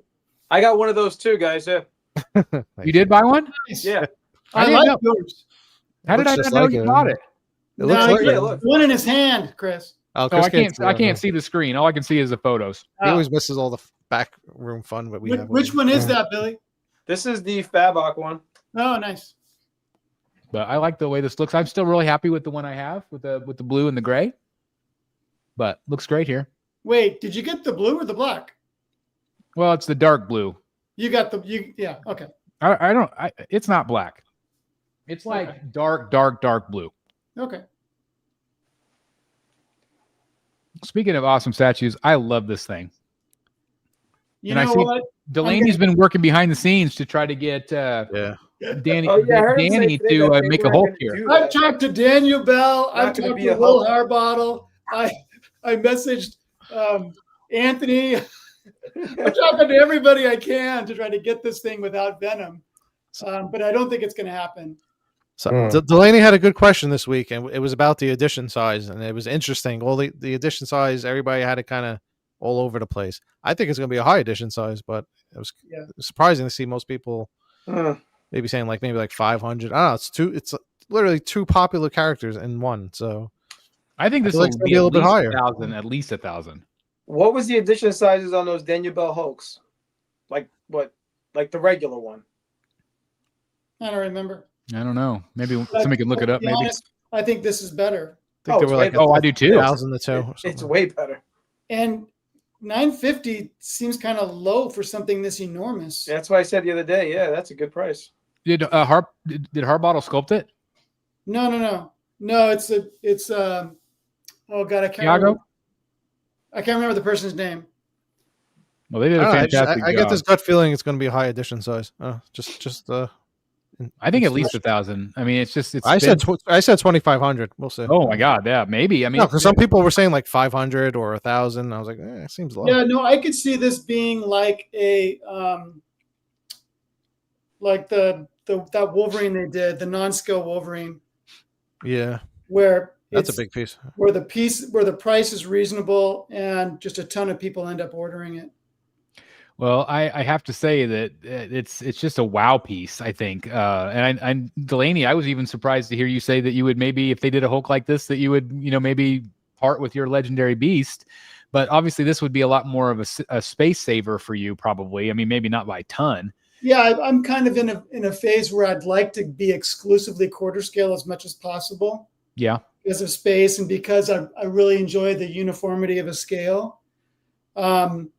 But I think I might end up ordering this. I'm not a Venom fan, but I love this piece. It's just so dynamic, and you can really feel like the struggle. Yeah, he's like really trying to fight it off. It's just got a really nice movement to it. The way they did that morphing on his skin is well done. Yeah, Billy, is this something you would get? It's not overdone. It's just enough. I think because I have the LBS Hulk, I probably wouldn't get this, but you never know with me. I love it though. As of right now, it would be no though. I wouldn't get this to replace my LBS Hulk. If they put out a, it's like if they put out a variant without the Venom, then that could replace my LBS Hulk. Yeah, right. This could be just a friend for your Hulk. I was just thinking of Billy's Spidey versus Venom. Mm-hmm. It's like almost a companion piece to that one. Put them side by side. I do think this is one of my favorite Hulks that Sideshow's ever done. So Carl in the chat says it's Emiliano Calderon. Okay. Thank you very much, guys. Appreciate the chat. And guys, thank you so very much. And just thanks for being here tonight, everybody in the chat. Was that the biggest show ever, or was I like seeing things? I don't know. It was a ton of people, and I do feel sorry that we didn't get to more questions. I saw 400 people, or like. Yeah, I know we had at least that. I mean, so there was a ton of people. So I just thank you guys for tuning in, supporting the channel, and I know everybody's really frustrated. It was an unusual situation. It is, and I just wanted to give him a platform that hopefully he can make some positive changes. But It sounds like we're still a little ways away. Yeah, that sounds too good. So- Daniel Bell, we just brought him up. Gwendom, which is another really fun piece. They kind of described her as like a Venus flytrap earlier today, which I thought was a good way of explaining it. But this one's sculpted by Danny. What do you guys think? I think it's going up tomorrow. Oh, I bet it will. I bet you're right. Were I you guys like it. surprised I we think didn't see- some of you were saying she it should have been like more Gwen instead of More of her suit, yeah. Like just like they did some, I guess half of Hulk. Mhm. Yeah. To see a little bit more of her suit, because we know it's her, but like somebody else, I don't really get Gwen other than her face, Yeah, it could be anybody. Could be anybody, right? I think Pick your own person. They were trying to be faithful to the source material, I think. Yeah, they went off of a cover. This was a cover. Was it Inhuck Lee? I think did a cover. Maybe I think he was the one that did the cover, and phenomenal artist, obviously. And so it's basically a very faithful representation of that cover. He did the one you cover have, that my statue is from. Yeah, that's right. Yeah. And so I understand why they did it. I agree. I mean, it could be anybody. I mean, I don't necessarily. Oh no, it's got the black beret in her hair. It could be, yeah, That's Gwen Staple right there. that is could be true. Taylor I see it Swift, right there. Yeah, like I knew who it was right away, but But I think that I love Danny's work, but I feel like, this one pales in comparison to the Hulk next to it, but it's a great companion piece, obviously, to that. I think, I don't know if somebody would buy this just to buy this alone. I think that they would want it as part of the set with Venom. And I think that's probably the idea, is to make a trio. But they do look good together. There's no doubt about it.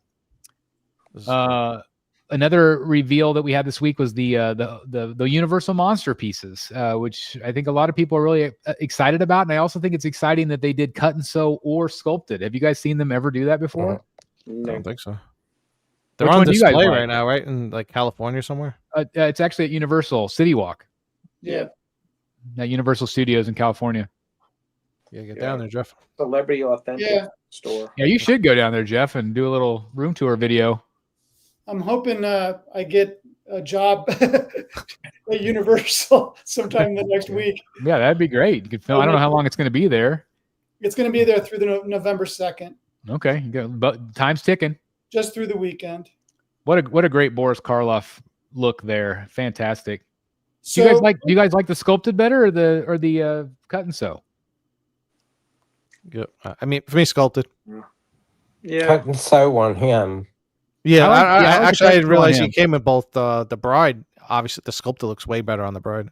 The sculpted is better on the bride because that, it's a white sheet.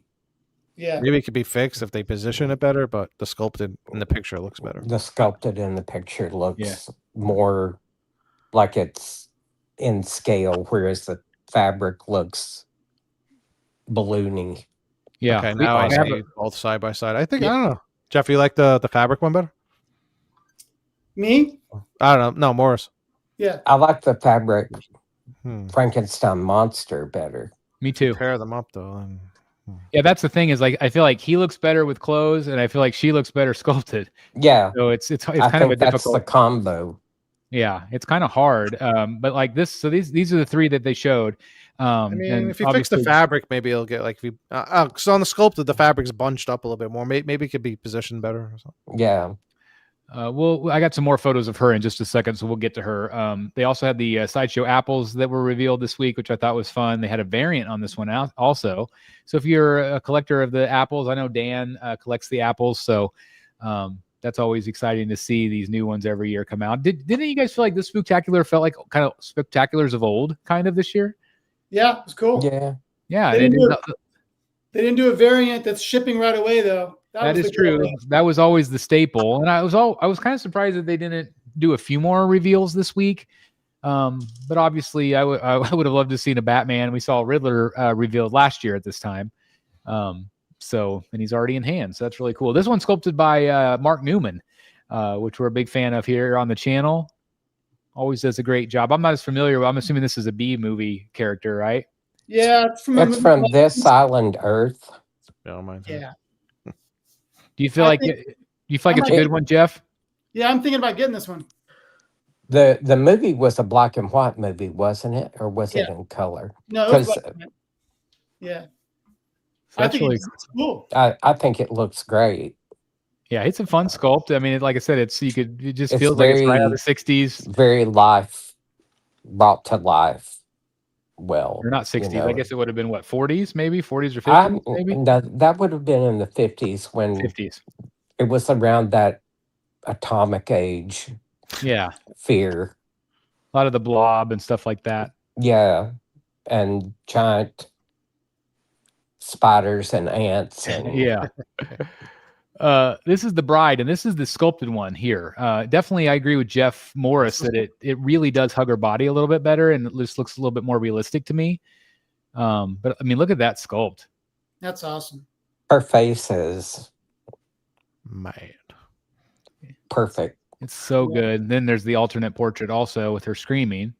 Well, and I love that they talked about the hair color and how, you just, from the movie, you think it's black, Yeah, but it really wasn't. it's just awesome. But here you can really see the difference in like Yes. on the right is the fabric, and on the Right. left, I mean, the left looks like fabric too. They did a really nice job of sculpting it. In my head, I'm Yeah. like, can I make the right look like the left? I don't know. I don't know. I mean, that's the Looks thing is good. if you tweak it, I mean, I don't know. You might be able to. Would it I matter? don't know. I Yeah, think it's- if you treated the fabric to weight it with something like starch, So it like hangs And- better. yes. What if they never showed the sculpted? We wouldn't know how better it looked. No. But it just, how it is around from her knees down, how it looks more in scale. it's more- Yeah.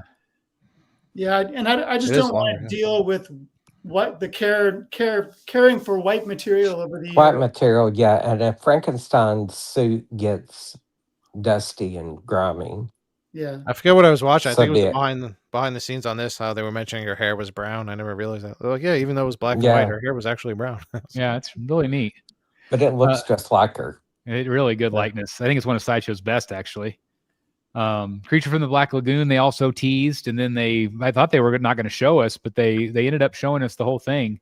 Kind of similar to what they did in the early days of Sideshow. He was kind of more slanted, like he was Yeah. swimming.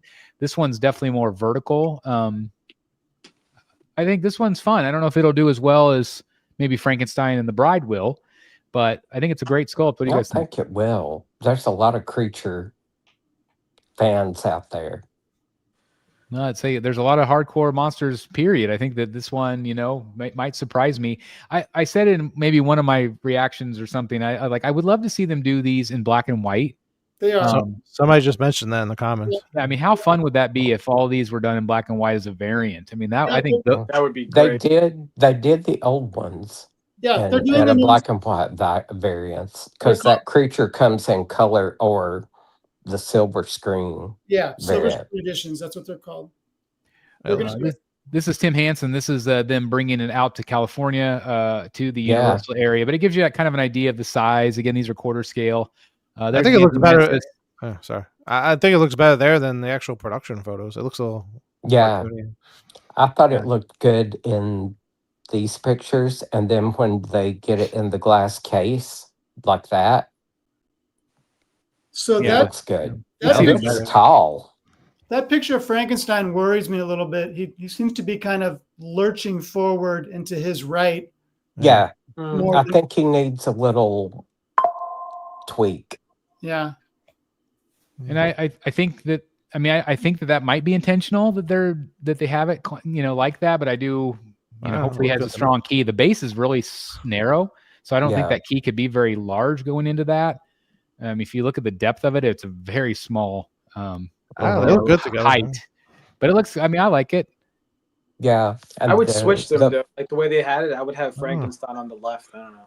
'Cause just the That's way- what I was thinking because Right. if they were facing towards each other, it would Well, make more looks- sense. Yeah, they look like they're looking away from each Yeah, other. wow, Yeah. it looks like they have each other's Especially- backs, and they're surveying the whole perimeter. You guys have missed it all. That's right. She has that like I'm not.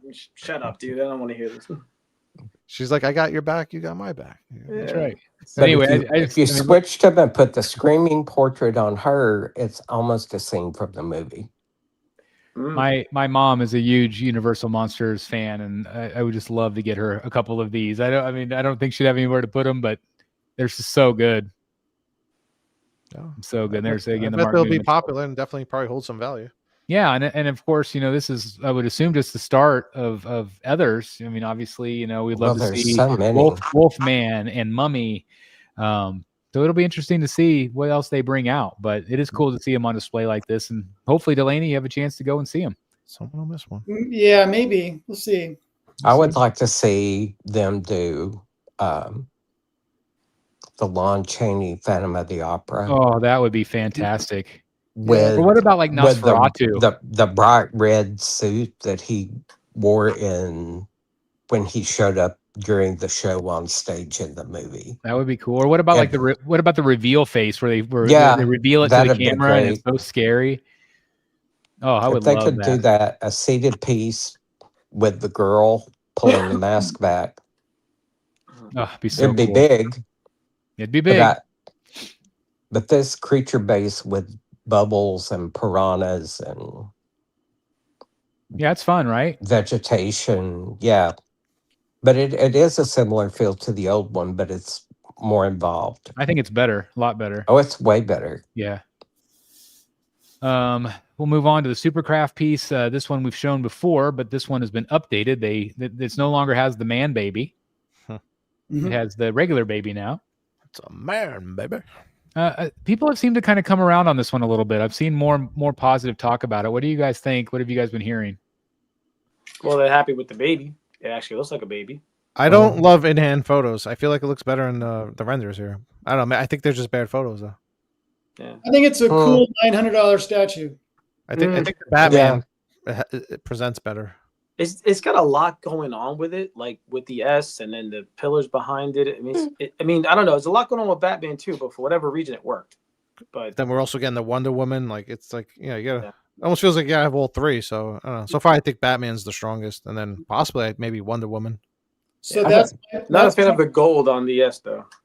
Yeah, that's my concern. Is that what if Wonder Woman is awesome? Yeah. Yeah, that's right. And then you didn't get all three. Yep. Yeah. That's my worry.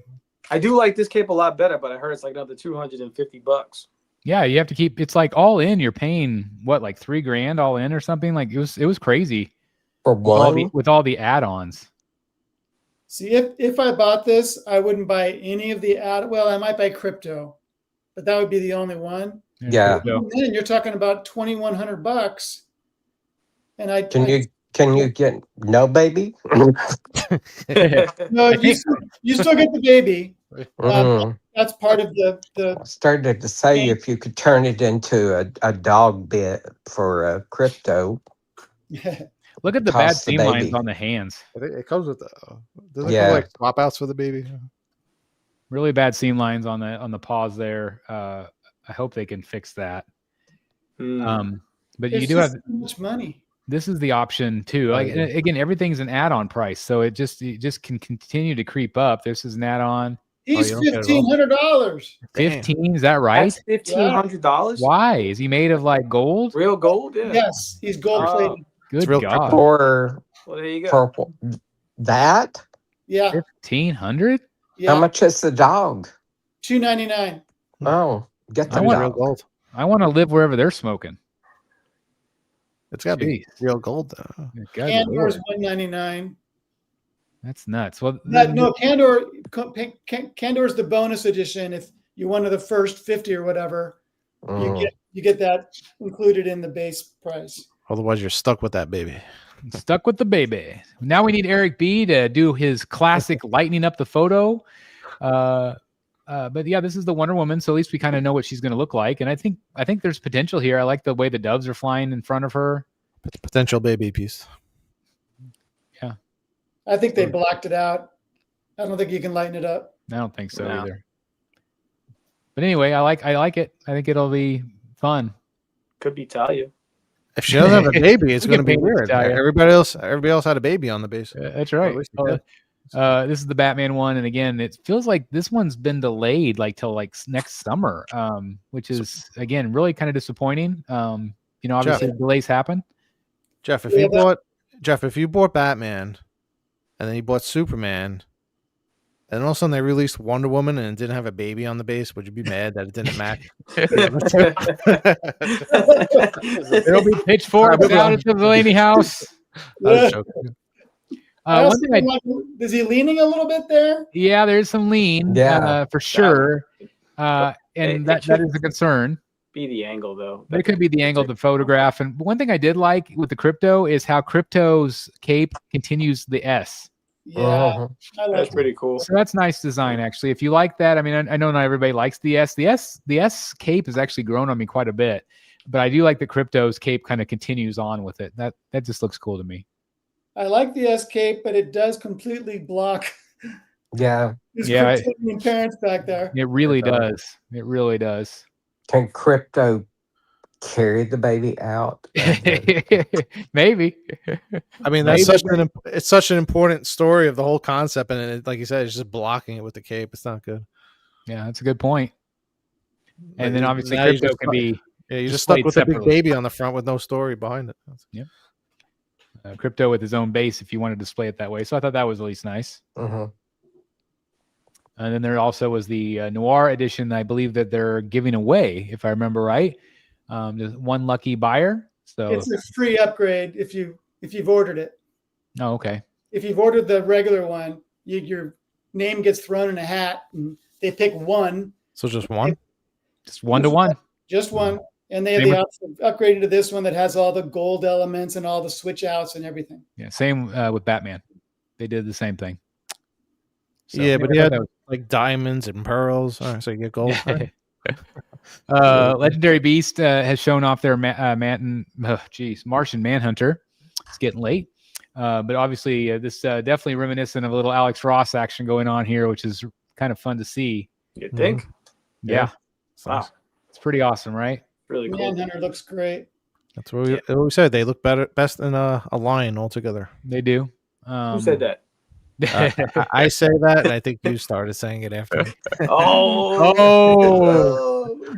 Anyway, Nah, he this did. He is- did. He did. He did. Yeah, they haven't released very many photos. I mean, I think Jay behind the scenes has shared like 1 million of these, but obviously we'll probably see some more next week as it goes up for pre-order next week on November 8th. But I don't know if this one will do quite as well as some of the other ones, just because he's not, for me, as popular of a character. But I do think it's awesome, and anybody that wants to complete the whole line, this is exciting. It'll be the best Martian Manhunter ever produced. No, without question. Yeah. And there have not been many. Yeah. One of them, not so many. Yeah, I was gonna say it's great to see. Oh, This is the life-size Halloween There he bust. is. he's gonna scare all the kids. Yeah, There he yeah. is. Set this out Telling you. front, kids. Don't come to this house for no candy. Yeah, no kidding. Life size. There's two different options. There's the one with the torso, with the what do we call it? The arm like the Joker. The amputee arm. Yeah, the amputee arm. It's So- got this random hanging arm again. So our boy Bryan, Brian Diehl. Diehl. So I got him to buy the what is it? The Bride of Frankenstein art print that came out the other day, and then he went and bought Frankenstein, and then I shot this at him. So I'm spending all his money, Yeah. and I actually really do like this, and he's a huge Halloween Michael Myers guy. So he said the mask looks pretty good. So if he says it, then it's true. I like the Judith Myers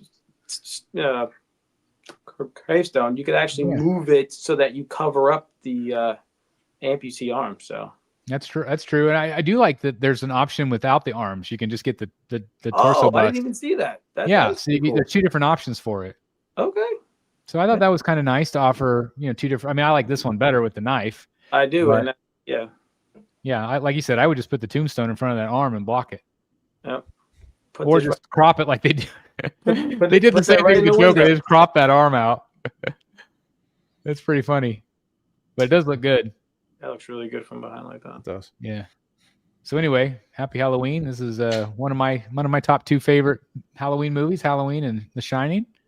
It's worth the money. I tried to Rocky compare Horror. it to a Spirit Halloween prop, and this does look better. So It does look it's- better. it's- Yeah. I it's like worth that the money. depth What with is the it, like, mask too. what, is this like 16 or something like that? Yeah, I think so like it was over 1,000. Well, I know it was over 1,000, but I mean, It's where like wasn't more than 2,000. the one from Halloween Depot was like $200. Huh. You got a whole figure, and he moved moves a the little knife bit, like he's yeah. about to kill you. Animatronic. Like I said, I do like that there's some depth in the eye, so it's not just like the mask attached to his face. Like there's actually some depth there, which I think looks nice. Adds to the realism of the piece. That's cool. Yeah, I'm sure it'll be popular. This one is from J&D. These are some in-hand photos of their John Wick. Not blown away by this one. Nope, not one of their best efforts. Not one of their best. I see it a little bit. It's all right. Yeah, I mean, you can see him. You can see him there. I think Yes, the Blitzway piece is better. It's coming Let's out. see. But again, it could be they look better in person too. It's hard to say, but a little bit I hope underwhelming. this piece comes out. That looks like it hurts. Yeah, they got a finger twisted in the box, it looks like. So these are some more. Got a long neck on this one. Everybody's like, the neck is way too long. It does look funny, doesn't it? Yeah, a little giraffe neck Oh. going on in all the photos, but Looks like a fisheye filter. Or something. yeah, something. One eye. Always bad. Anyway, gives you guys a little bit of an idea of what it looks like. Maybe not. A little bit of Keanu there, a little bit. Not so much anymore. So Yeah. anyway, Not seeing it. I think the Blitzway is a lot better. These are some photos from JWR. This is the Sean Murphy piece that he just got in. Even though it took forever, it's still a cool looking piece. Yeah, it turned out great. I tip my hat to XM for actually delivering product. Again, what we hope that Chad can do the same and start rebuilding a reputation. We wish these companies success because we love the art that they produce. But I love this one. Yeah, it's weird to see something like 3 years ago, and you're like, yeah, it looked good 3 years ago, and it still looks good. Still looks good. Thank God. It's a good thing. Yeah, thank God. Just thank God they delivered.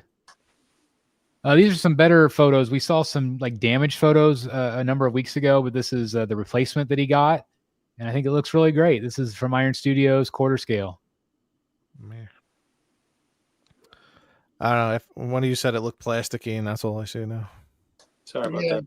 Yeah. Is that you? There's no texture to it. It's just very, Yep.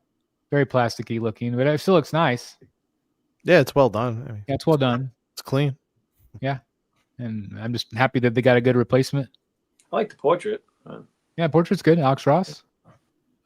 People are starting to get the classic Batman in the last week or so, and I thought it looked really good. It's a lot bigger piece than I thought. It's a good size. Same.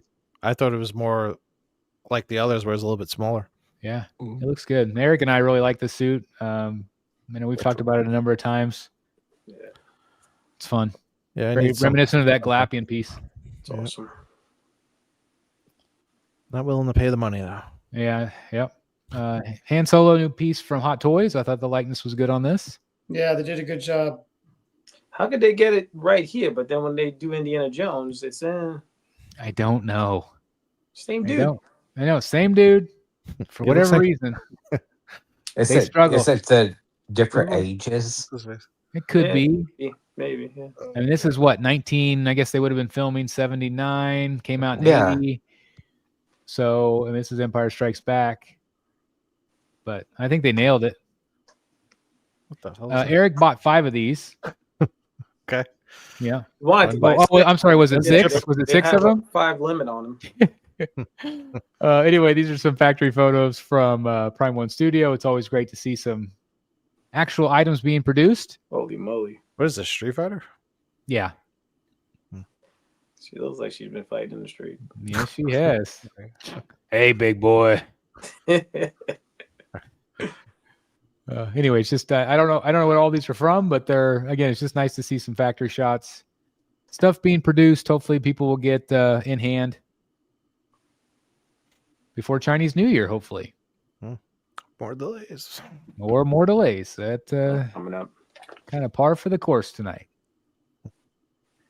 I thought this one was really cool. This one was from the Regal Robot. This one went up for pre-order. There's a couple different options, but I always remember how cool this was when I was a kid. I'm like, oh my God, it's so neat. That they were actually in the mouth of that creature the whole time. And do you see like the little Millennium Falcon flying out? Yeah. That's what that is. It's a fun piece. These are some Mondo pieces. This went up for pre-order. Got the Two-Face figure. That's fun. Yeah, we saw the clay face at New York. It was pretty cool. Yeah, Clayface Clay, is he's pretty big cool. too. Yep. I remember when I saw Man-Bat in San Diego, I was like, wow, it's so big. It's so cool. I really like what they've done with this line. A lot of good accessories. Just fun. Fun piece. All right. I think that's it for this week. Yeah. I'm mentally Yay. exhausted. Oh, man. So I'm sure there'll be a lot of positive feedback. Yeah. Can't wait to see. I'm sure we're going to get Group. trashed and people will still be hating. But at the end of the day, again, I want to thank the audience. And again, we tried to do the best we could tonight with what we had. And again, I think we all felt like we wanted more answers than we were getting. I do give Chad credit. I mean, that was not an easy show to do. He definitely, had questions coming at him pretty hard. And again, it is disappointing that there weren't more answers. I'm hoping that there are in the future. Probably won't have Chad back on until there are concrete answers. If that's I just don't have any plans for that at this time. I think you got it fair. What? I would say he got it fair. I think it could have gone way worse. With the Yeah, I question. probably could. Yeah. It's on him at this point to take action and start getting newsletters out and getting product in people's hands. But anyway, I hope everybody thought we, did the best we could under the circumstances. And like I said, I hope we get some answers soon. That's all. I mean, that was the whole point of tonight, was to have him on and to get answers. But anyway, I want to thank these guys again for, just asking the hard questions tonight. I know this was not going to be an easy show. So gentlemen, I really thank you very much. And Jeff Morris, Yes, good to see please you. come back on again. Please, Thank you, please, man. please, please, please. Halloween show. Oh, It's a date for next year, right? It's a date. Yeah. You said we're having a Halloween show. I think you said. So, Well, do you still want to have a Halloween show? I don't know. I thought I heard somebody. It could have been you. That was me, but I was like, do you Yeah, want to what? have a Halloween show and then look at we- pictures on that show? Oh, We already looked at pictures, I forgot about that decision. but you can I still know. dress up and post photos in the Facebook, if you want to do that. Yeah, And it would be after Halloween. this is the quote of the night. # bring back Jeff Morris for good. It was just fun tonight. We had. Is there a way we can just chain him up in his chair and have him like live stream at our whim? Like we could just push a button and he has no choice but to just be there. an AI. AI Jeff Morris. We were all dressed as angry customers. It was a good Halloween show. Yeah, it was angry customers. It was the villagers with torches and pitchforks. You should have came in with like a burning pitchfork. That would have been good. Yeah, that's right. Well, anyway, again, we got still have 215 people watching tonight. I can't thank you guys enough. I do hope you have a great, happy holidays. From now on, guys, we're going to try to get back to just fun, positive, collecting chat. I know today was very heavy. And again, thank you for sticking with us throughout the show tonight. Anything else you guys want to say before we wrap it up? Happy Halloween. Happy Halloween. I like Lots of Justin's comment. candy. Really quick. Justin's comment said it could be Dan wearing a Jeff Morris mask. It might be. It could be. But I would have got away with it too if it wasn't for you damn kids. Yeah, it's meddling kids. That's right. Kids. Yeah. That's right. Okay. Well, again, hopefully we did okay tonight, and I can't thank you guys enough. Happy Halloween, and we'll be back in a couple weeks for the next Rose Gallery Live. Thanks for watching, guys. Good night, everybody. Not all. Bye. Bye-bye.